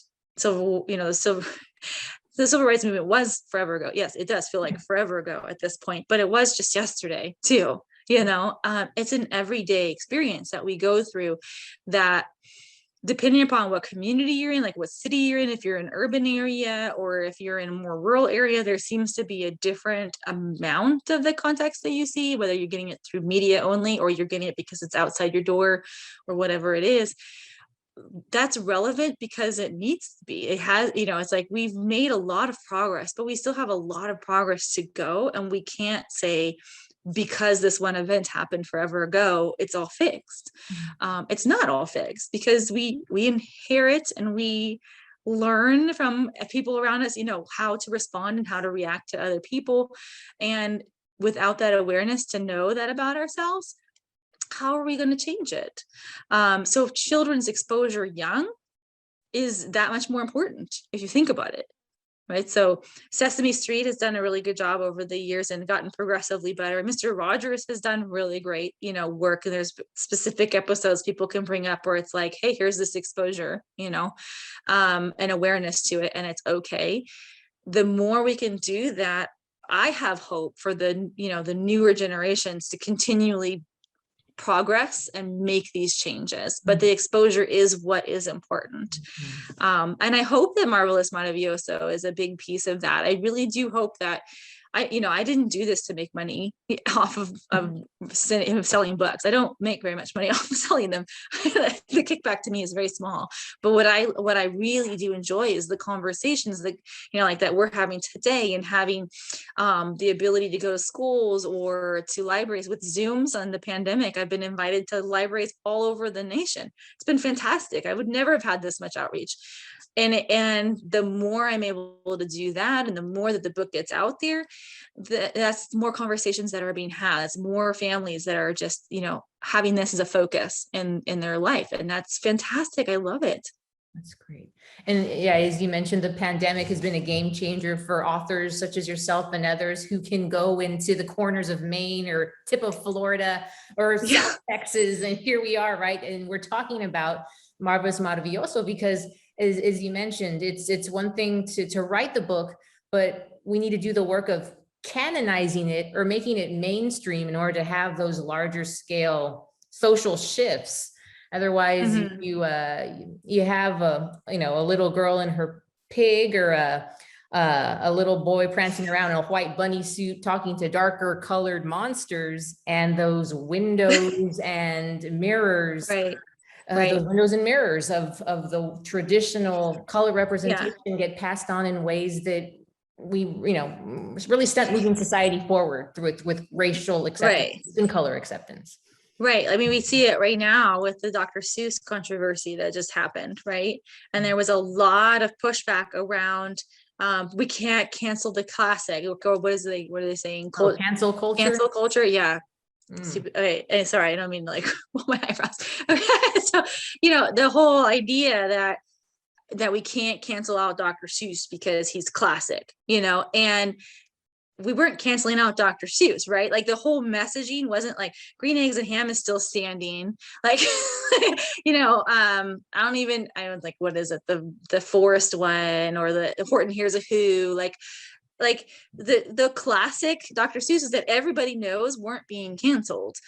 It was the ones that nobody knows because actually they weren't good books, right? Like they weren't. And so we're canceling them because of twofold. They weren't good books. They spread bad ideas. They weren't supportive of where we are as a society and moving forward. But everyone had this like sticker shock, rubber band reaction to it because it was, as a change that was just an uncomfortable feel, and they weren't looking at the whole picture. The whole picture was, if you really sat down, here's 20 books, and we're these 5 that you don't even know and you've never heard of before are going away.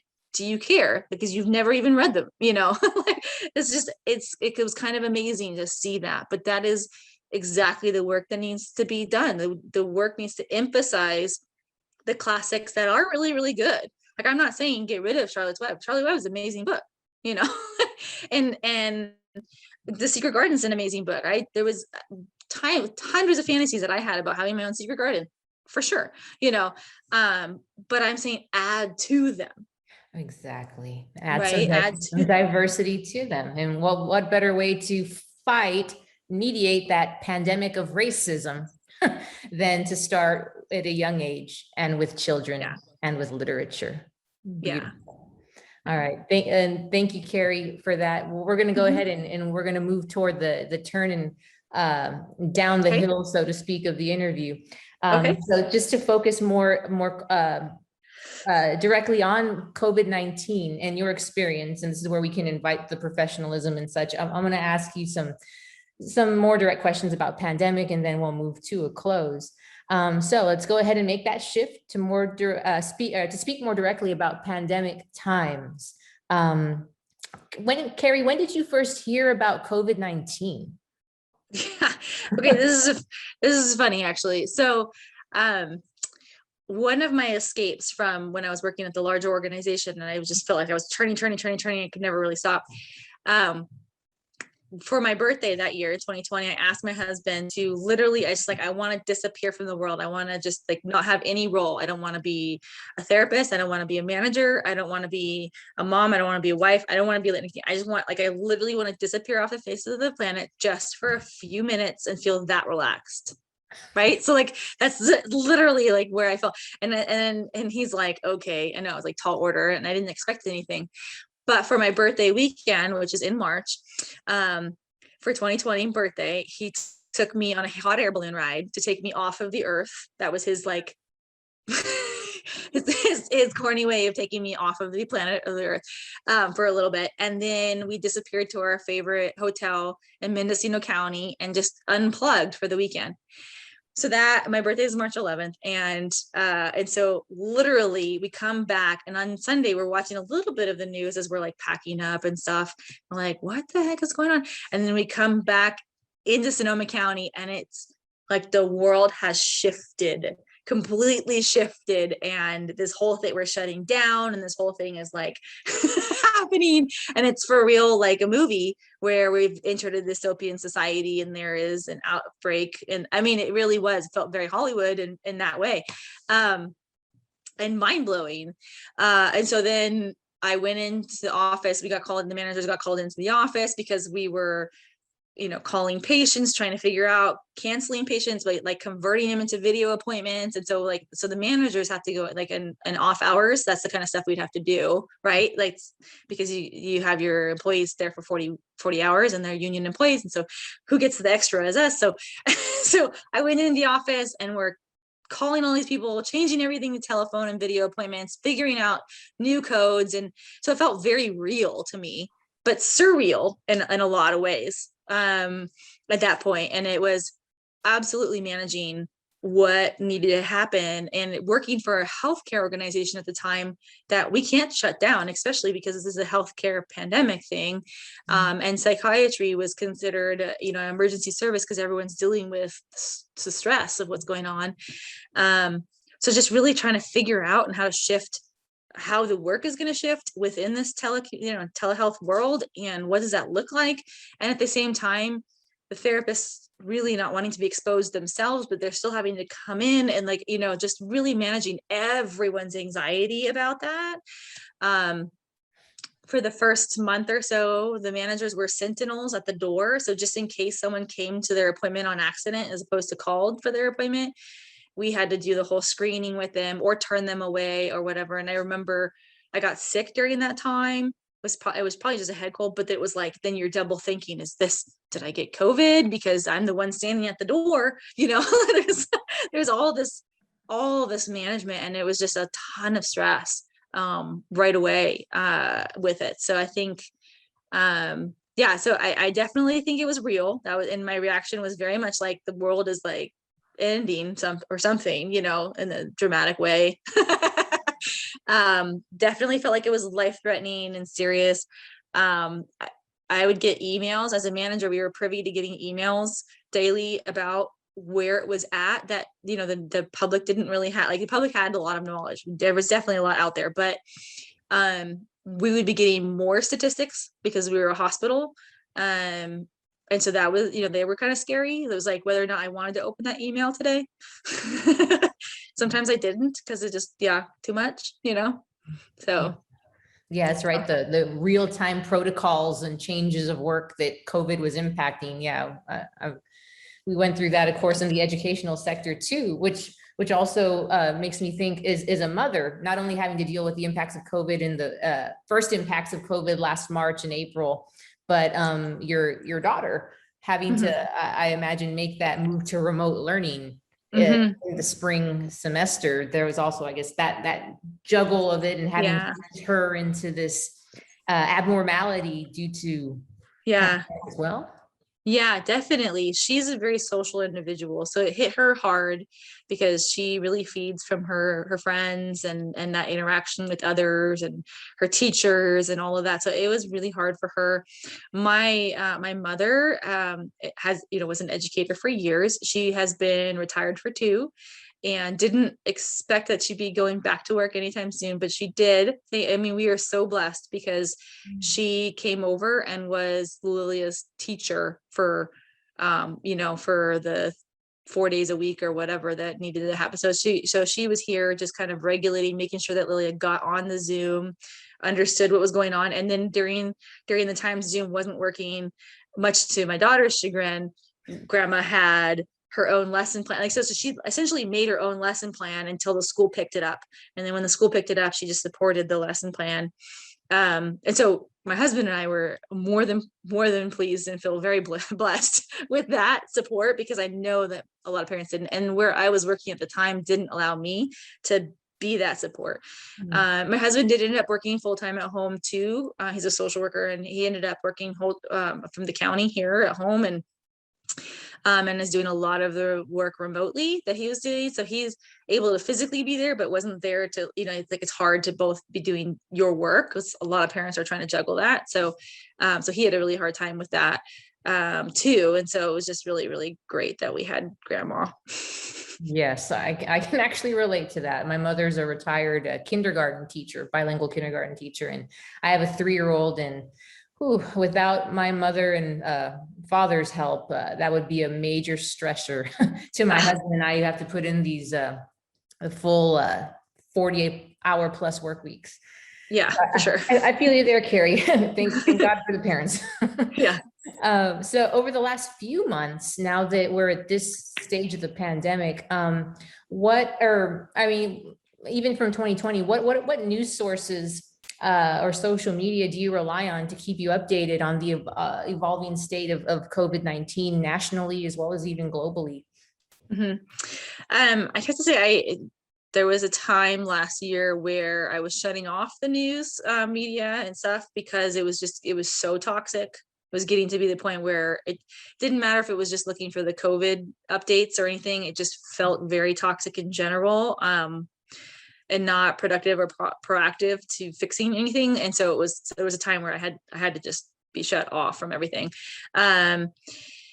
Now it feels better. It does feel a little bit better to get onto the news media and to be hearing getting updates and everything like that.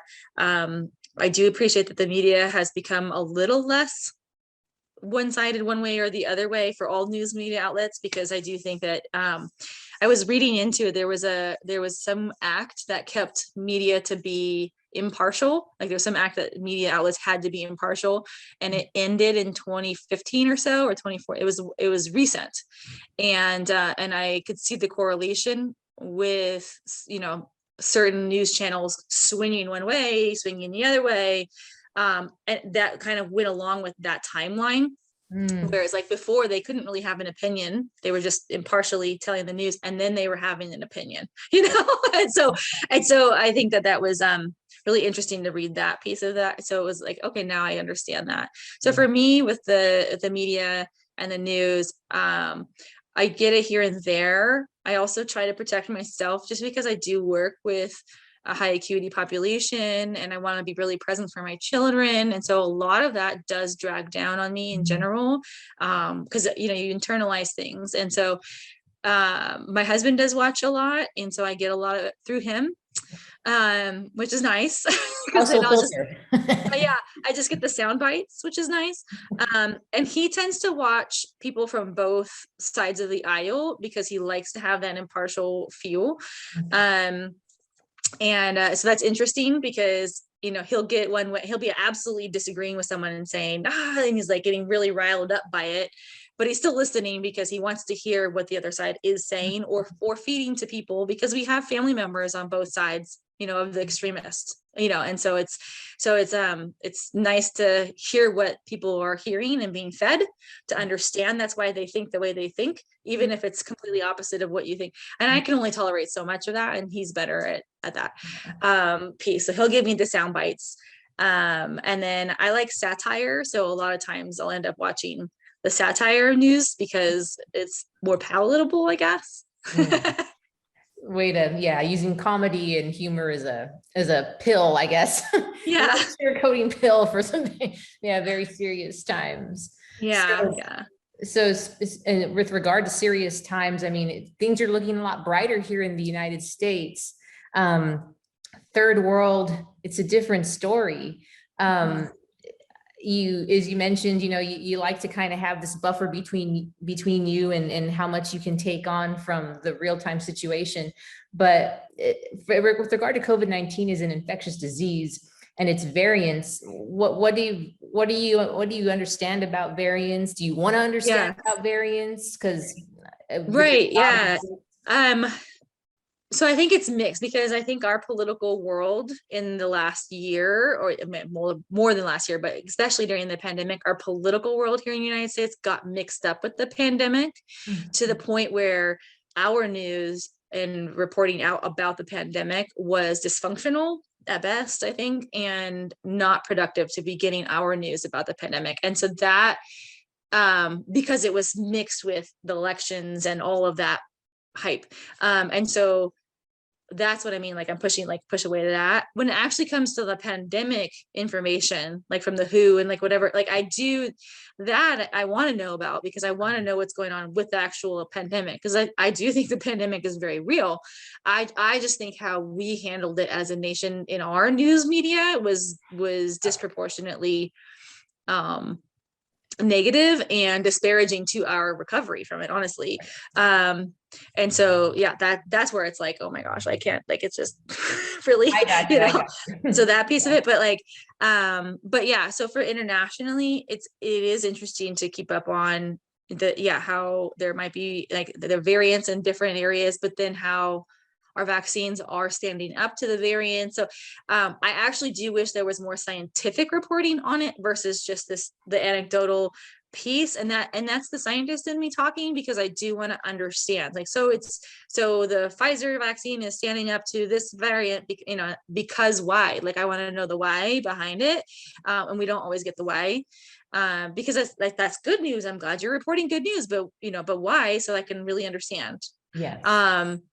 And then having that understanding helps me when I'm having conversations with someone else and they're saying, well, I'm not sure about this, vaccine, this and this. Like, well, if I had more information, I could say, but guess what? This one for this reason is great, or whatever.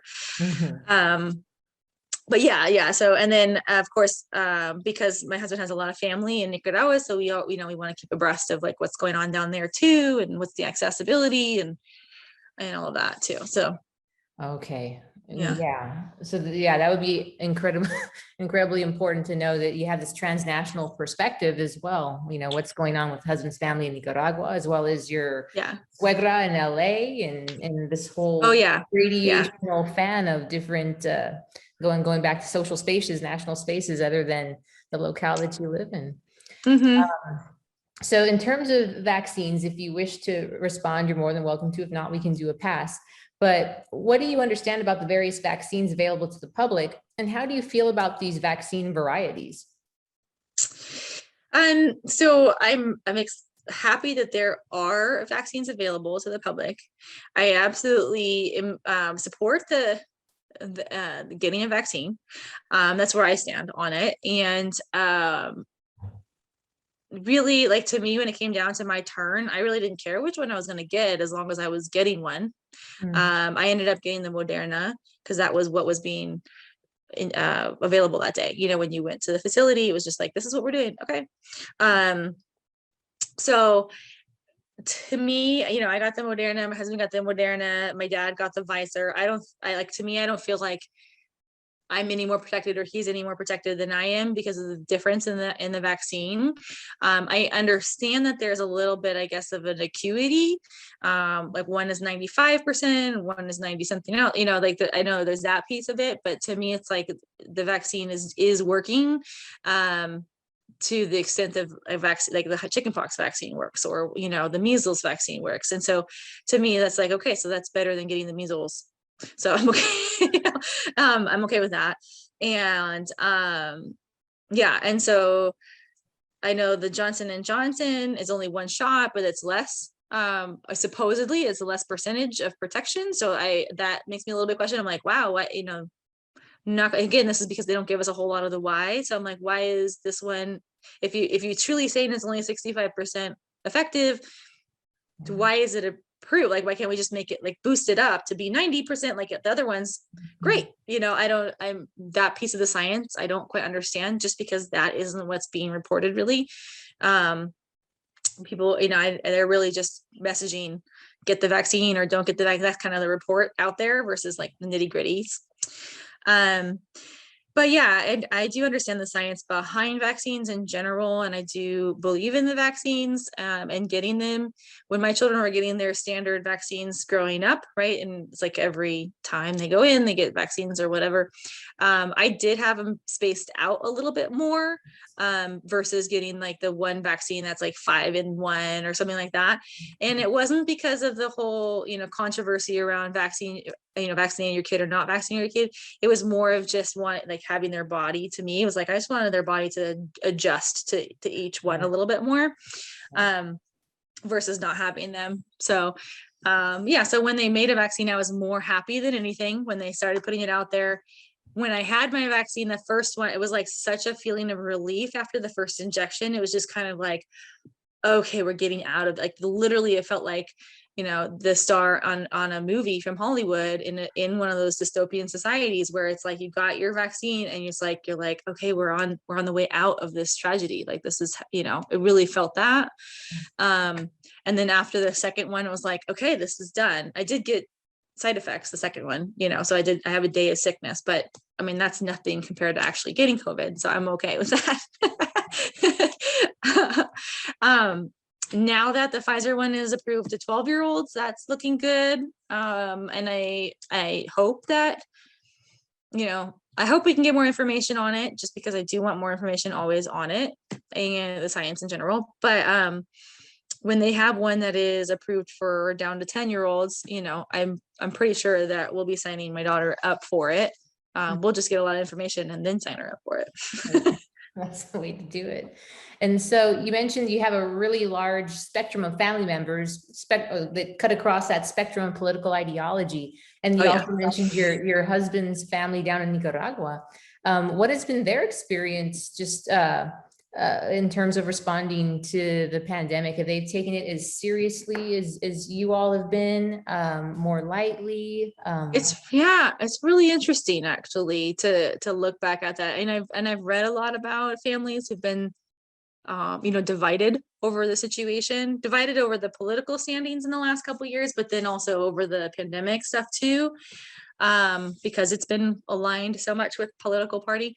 But I think it's very interesting because I do, in my family alone, just looking at my family, I have people who are very leftist and then very rightist. And it's just really interesting because I think, and like, I look back at it and like, people have become more leftist or more rightist as opposed to meeting in the middle, which that hurts a little bit as a family member, because you want to see your family getting along, and of course everyone loves each other still, but then there's this like, elephant in the room type of feel. So when it came to the pandemic, initially, even the individuals on the far right, initially they really did actually take it very seriously. And we didn't see them, they didn't see it, like all this kind of stuff. Like, it was very much like everyone keep to their own. It's very, very serious.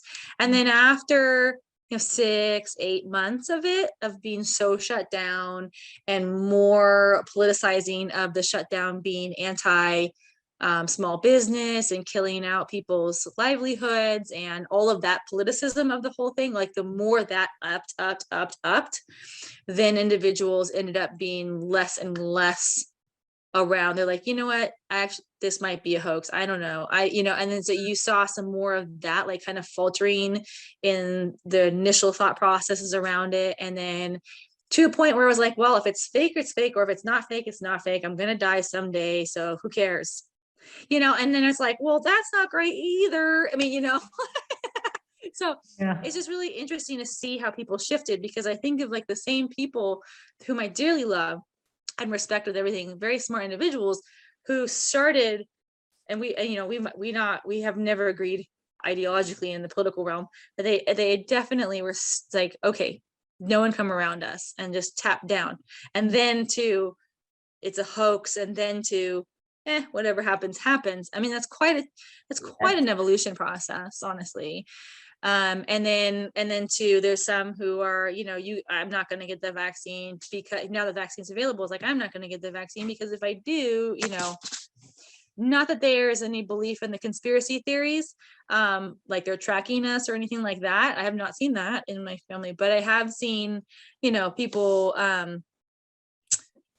just, questioning the purpose of the vaccine, questioning its efficacy because it is such a short time to creating the vaccine, not really understanding the science behind it. Like I said, that helps me when I can tell them more about the science, and just not really wanting to have the conversation like around, like, historically when the polio vaccine came out, and how that was also a short term, and it was also felt experimental because of the short termness, but look what it did, it eradicated polio.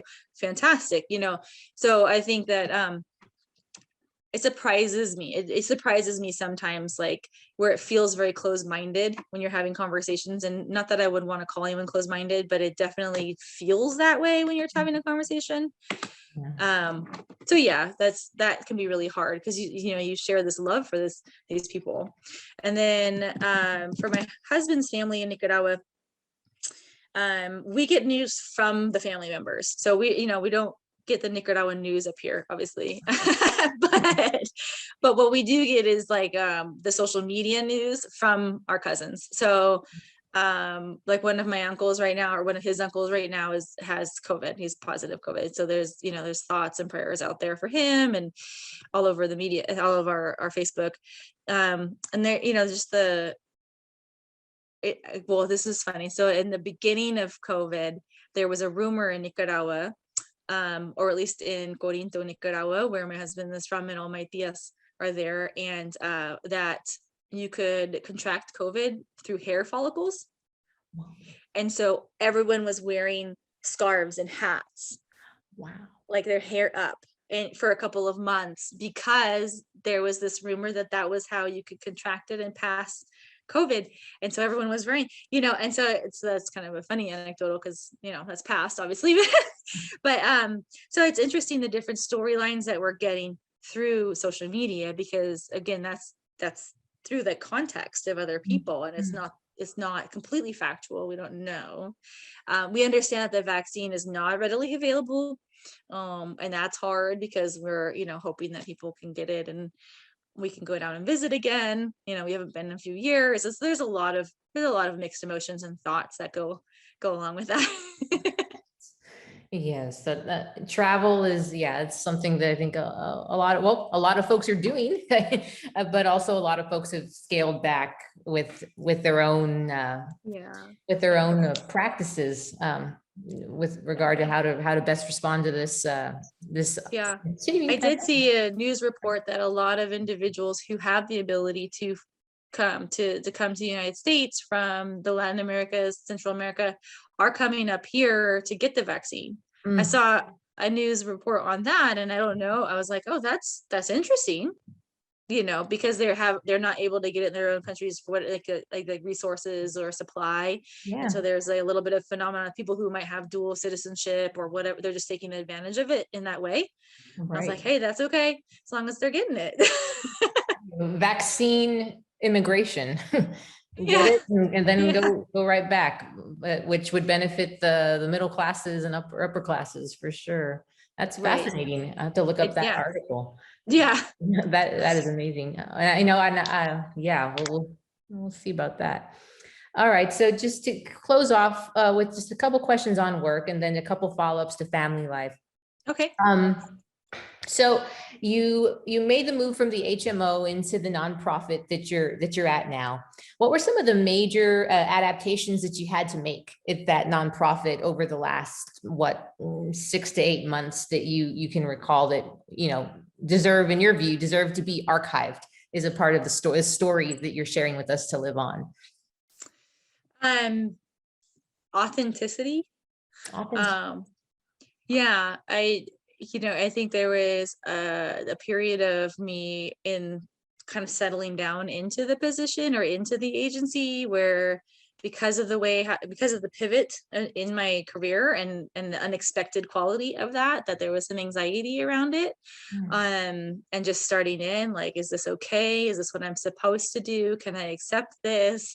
As opposed to like, I'm choosing this right now. So there was a little bit of a difference there. And then really just owning the authenticity that I have gained with this change, and the quality in my own life, because I get to be a little bit more authentically myself in ways that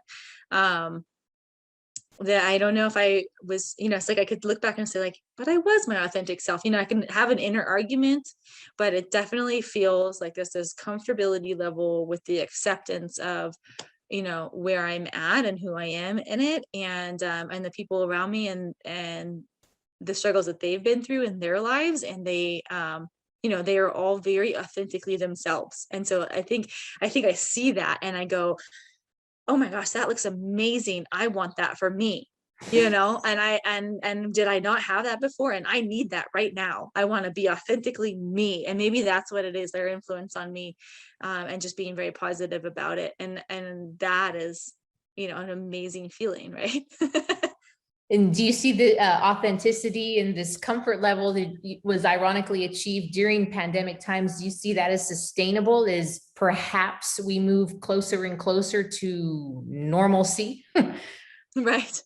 Yeah, I do. I see myself, I'm a busy mind. My husband always jokes that I have like 20 plus browsers open in my head, and he's like, close a couple browsers so that we can have a conversation.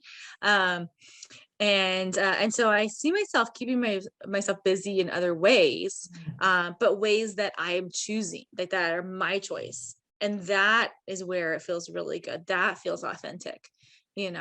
I'm choosing to garden. I'm choosing to exercise, or I'm choosing to be, practicing my mindful journal today, or whatever it is, and that's me.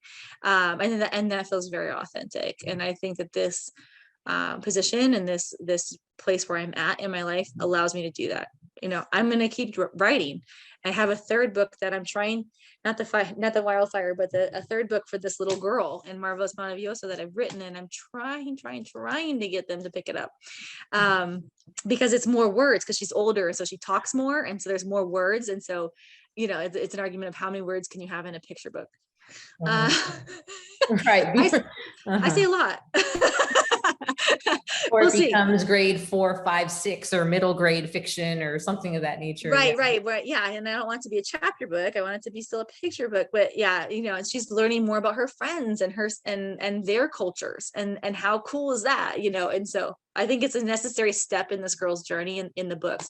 This place I'm at in my life allows me to spend the time on it. And that's something that I didn't really have before, or I would have to steal from somewhere else, and that didn't feel authentic, having to do that, Right. so. There you go. And so with your shift or in this new position and new job, and you mentioned this about earlier in the interview, or we were kind of getting to this talk of COVID-19 and how it impacts your current position. But how has COVID-19 uniquely impacted what you've been seeing with regard to your clients, patients, and their mental health over the last few months at this nonprofit? Is it kind of like throwing gasoline on the fire and just exacerbating what was currently the norm in pre-pandemic times, or what are some observations that you're willing to share? So as a nonprofit, because I haven't seen them pre-pandemic, it's been interesting because it's what the other staff are telling me, even in the homes a little bit. But what I can say is I have seen a significant shift since some of the limitations have lifted. So I can assume and know the stories are correct in the difference. It's like our shelter home. Normally they're home just for the breakfast, dinner, sleeping, breakfast, and then they're out and about throughout the day. And the program itself is actually closed during the day because it's encouraging them to go out, get a job, or go out, interact with the community, find some resources, things like that, and then come back and sleep there.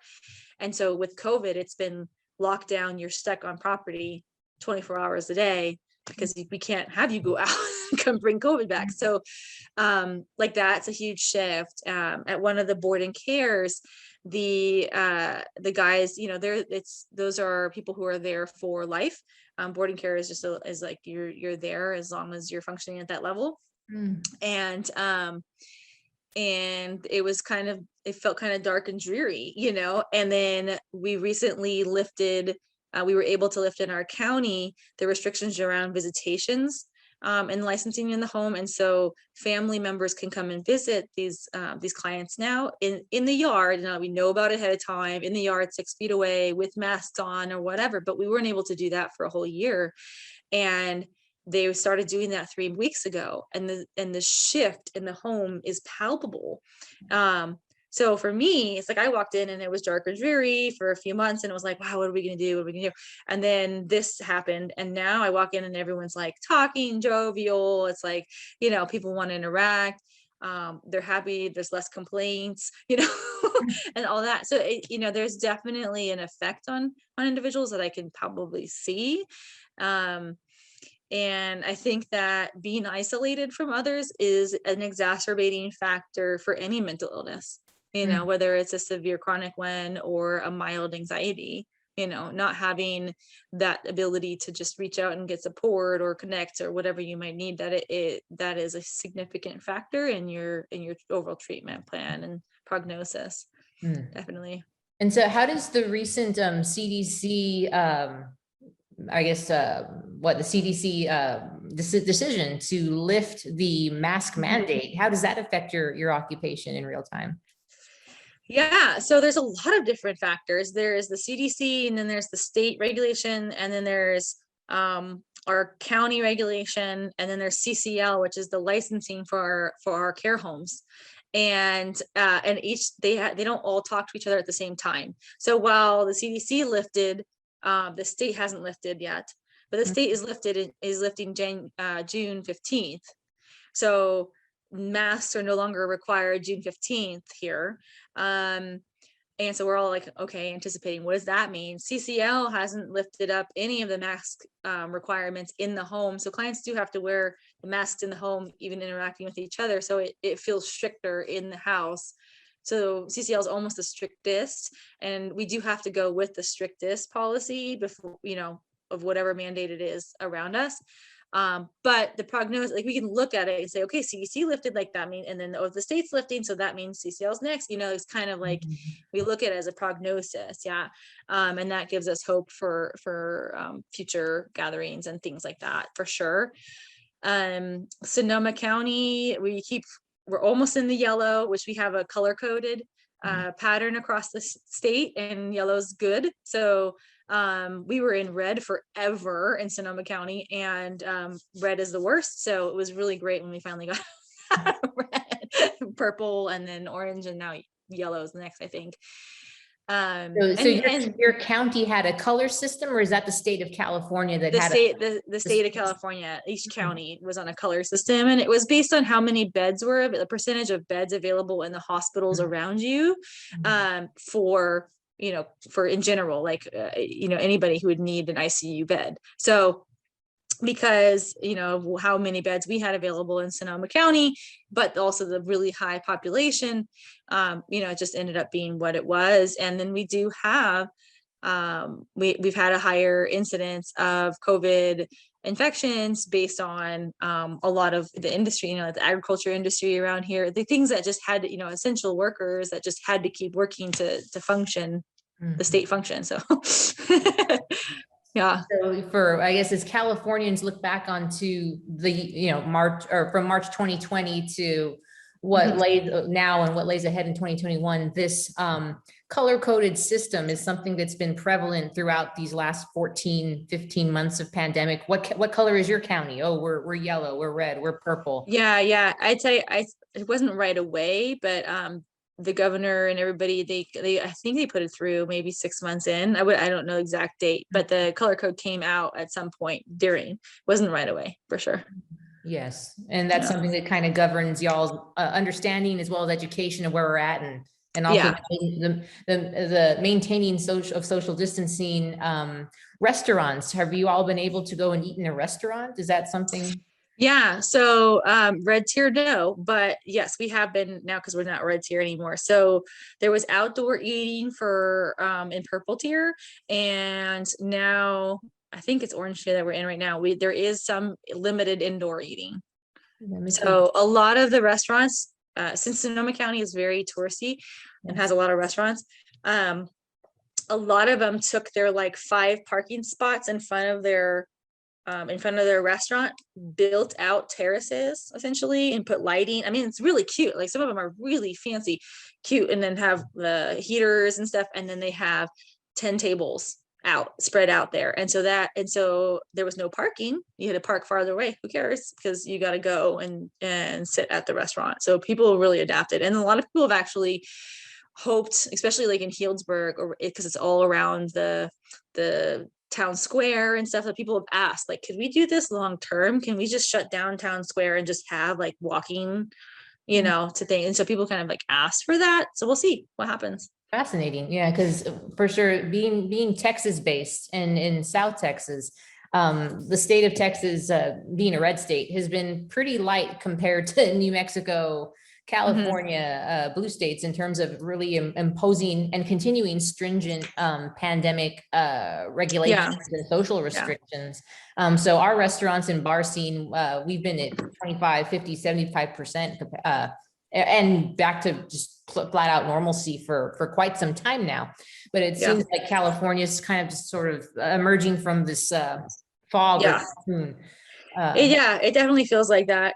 For our little community in Windsor, Windsor is a less touristy town in Sonoma County. It's actually, then we like that. That's why we chose Windsor. Really, it's family centered, but it very much was like, oh, let's support our local businesses. And so the restaurants remained open for takeout the whole time. And we just, like, a lot of people in town would put out like this restaurant, this and that, and they would put like family special, like Sunday night family special, and you'd pay $50 and you got like this huge thing of lasagna or whatever. Like, so they just definitely were adaptable and creative and really like pushed for local business to stay afloat. So that was really nice to see in the community. Yeah. All right. So just going back to motherhood, what are some things, how are you going to be, and as we also move to close, how is getting your daughter readjusted to returning to school? What are some methods that you think, or that perhaps you've been practicing to help get her reacclimated, or is she just kind of a trooper and it's like, all right, back to social life? Yeah, she's totally ready to go. She's excited to go. She started going back, was it like a month ago? She got 2 days a week for half a day. And then 2 weeks ago, she got to go 4 days a week. And it had to do with like the tears and all of that too. And so she was excited to be going.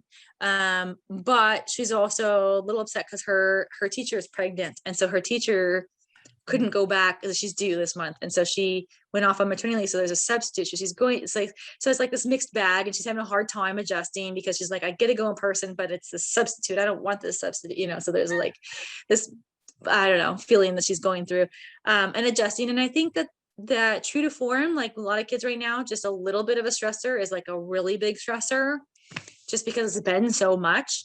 So while it's like, okay, you have a substitute for 4 weeks, get over it, it's okay, but like, it's like this really big deal. And I think that has to do with the amount of resources that these kids have right now. It's just a lot, all the changes and all the adjustments and all that we've asked of them. I mean, we were asking of ourselves, and we're tapped out as adults. These poor kids, luckily they are more resilient than we are. They are more rubber and adaptable than we are. Thank goodness, because they will do better than us coming out of this. We just have to help them through it a little bit. Some activities have picked up. So the Taekwondo center in town, the family Taekwondo center, he worked really hard on never shutting down. And so she's always wanted to do Taekwondo. I would put her in summer camp for a week, but she's always wanted to do it year round. And it was like, well, if this is the only activity that's happening, we'll do it. And so he had this huge studio and had stickers on the ground, 6 feet apart, so no kids near each other, and masks on the whole time, and like the whole thing. He only shut down once because he actually did get COVID, poor guy. But and thank goodness he's okay. But so she's been doing that in the year, and that's just given her a little bit of physical activity. I think physical activity is literally one of the best things we can give our kids. My husband and I finally bought a trampoline a couple months ago. We gave in and bought the trampoline, and it's been like the best thing possible for both kids. They just go out and they just bounce out whatever it's going on for them, and they feel so much better. A hammock's a huge regulator thing for kids. All the sensory things, like, because you have a 3-year-old and this, they're so sensory informed, and that doesn't end when we grow up. We still are sensory informed. It's just not as obvious. And so when we provide those abilities for us, like you'll notice, like, I feel more regulated. I have a rocking chair, like just things like that, so what we can do for our kids in that way is really good. So yeah, the Taekwondo is helpful. Her ballet instructor ended up building a stage in the parking lot and doing some ballet throughout the year in the end.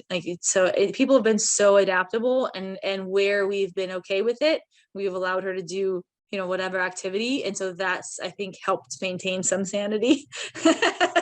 throughout all this process. It's like, at least you're not hanging out, but you're seeing people. I don't know.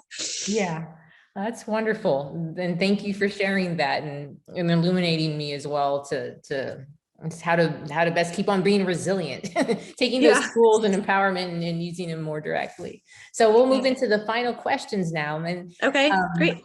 and then we'll wrap up. So just broadly speaking, are you pretty much satisfied with the local response to COVID in Windsor, California? Yes, mostly in Windsor. I think there's a questionable action of one of the mayor. Actually, he had COVID and still went out on Halloween, and so there's a little bit of political stuff going on around that, because I don't think that was a very good response to it. But other than that, I think in general the council members and such have been doing a really good job of trying to support like the local business, like I said, but in a safe way and things like that. That's Yeah. great. Yeah. And then to broaden the layer out, are you satisfied with the state of California's response, led by Governor Gavin Newsom? Yeah, I am. I know he's getting some bad press right now, but um, I think that's sticker shock. I think that's people's reaction rather than like to him specifically. I think honestly, if anybody was governor during this time and responded in any way, you wouldn't have this large of a state and this large of a population 100% behind you. So I think that we're seeing that a little bit in the media. But in the majority think that he did the best that he could. That's what I think. Right. And as we spoke about earlier, he's taking some heat from the California's loss of state population, which is translated into a loss of legislative seats at the level of the federal. Yeah. So, Mhm. yeah. Right. I mean, yeah, I think it's a political climate that would have happened even without the pandemic. I think I think it was ripe for that to happen. And so either way, no matter where you sat, I think you would have been unhappy with whoever was handling it. One of those things to be in a leadership position right now Yeah. in a global pandemic that seems to just exacerbate and accelerate Yeah. so much of what needs changing in the world and in our local communities. All right, so penultimate question here. Yes. Actually, sorry, not penultimate, three more. Are you satisfied with the current national response led by President Biden and his administration? I am. Yeah, I feel more comfortable. I feel more calm with the reports that I do get to see. I feel definitely more calm with the speeches that are coming out. There's a presence and a calming feel to it that I wasn't getting before, and so I just feel like, okay, this is happening. There's more answers. There's more solution focusing. There's more problem solving in the language. And even if there isn't the solution right in front of us, it feels like, okay, but we're working towards one. We're not talking. We're working towards something. And that feels better than nothing. So absolutely. Okay, yeah, definitely a change in the dissemination of information. All Yeah. right, Yes. so here we go. This is the penultimate and then the final. Okay. If you had the power to respond to COVID-19, Yes. policies, laws, or workplace decisions from an administrative level, which I think you mentioned you're a manager, so maybe this applies more concretely. What would you do differently, if anything? So if within policies and laws, I think that when it comes to the COVID pandemic, if I had a magic wand, I mean, honestly, but if I did have a magic wand and how we handled it, I would want our nation to have handled it differently, and not politicized it, and just handled it for the medical, infectious disease that it was this tragic thing that was coming upon us, and that we would have handled, like we would have like met it head on, as a nation. We would have met it head on. We would have met it as one, united under the understanding of the science behind it and the health behind it and the scare, health scare and whatever that is, as opposed to have created this political atmosphere around a factual infectious disease. Like it has nothing to do with party line. It has everything to do with life or death, and so if I had a magic wand, I would have separated those things out completely. On the local, like, workplace kind of thing, I think that if there was some way to have created more of a supportive feel around how things have rolled out. I think that would have been helpful, because I think people felt like a little bit like, like what kind of sacrificing, like are we being sacrificed in order to do the greater good, or like, I think we see it on different levels and different not just healthcare. I think in general, I think people were like, okay, but we're having to be open and we're being sacrificed for this piece or this business or this or that. I think that there was a little bit of that if there was a way, and I don't know, again, maybe if another magic wand, but if there was a way to help people feel like they were they were just as important and they were held just as much or cared for just as much as the business side of things, like that would have been what I wanted, or want in general. And I don't know if there was a different way to do it, because I mean, we had PPE, we have like this or that, but like, how do you really feel like you're being supported without being shut, like you have to shut down, but then is shutting down completely supportive? It's like a whole cyclical thing to look at. Yeah, what to do about, you need a magic wand. Right, that's what I'm saying. Like, I don't have an answer. I wish I did. Public health equality, and I think that goes back to your ability to empathize too, Carrie. Just seeing if only. All right, well, thank you very much. This last question is just a general invitation. If there's anything else that you want to, stories that you want to share with me that I haven't asked about, you're more than welcome to do so at this time. Otherwise, if you want to leave a concluding remark, and we can use that as a cap for this wonderful interview. Okay. Well, thank you so much. I really do appreciate this opportunity to speak with you about these really important topics. And I really recognize and admire the Voces of the pandemic that you guys are doing, and highlighting the community and the community at large. I feel honored to be included, honestly, in it. As you know, as we've talked about, I'm a peripheral community member, being the married entity into the community. But I just really appreciate it, and I feel very honored to be included as a voice, and as much as I feel honored to be able to speak to the stories of my children and their bicultural identity and their bicultural experience and what that's like for them, and just to be able to put a story out there for them has been such an honor in my career and journey. And I can't even, like I said, it was a dream. I can't even believe that it happened. And now it's happened twice. I'm like, what is that? So I just really, really appreciate it. And I hope that people who are watching this, really get something from it. Whatever that might be, just maybe new thoughts or ideas. But wherever it needs to go, I really do appreciate it. I'm going to look into watching more of the other videos as well, because I think that's really fun to do. All right. Thank you so much, Carrie. I really appreciate your perspectives, bicultural perspectives on your children, your suegra, your large family, your Nicaraguan relatives, and all that you do to serve the Latino and multicultural communities in California. Thank you so much for participating. Thank you.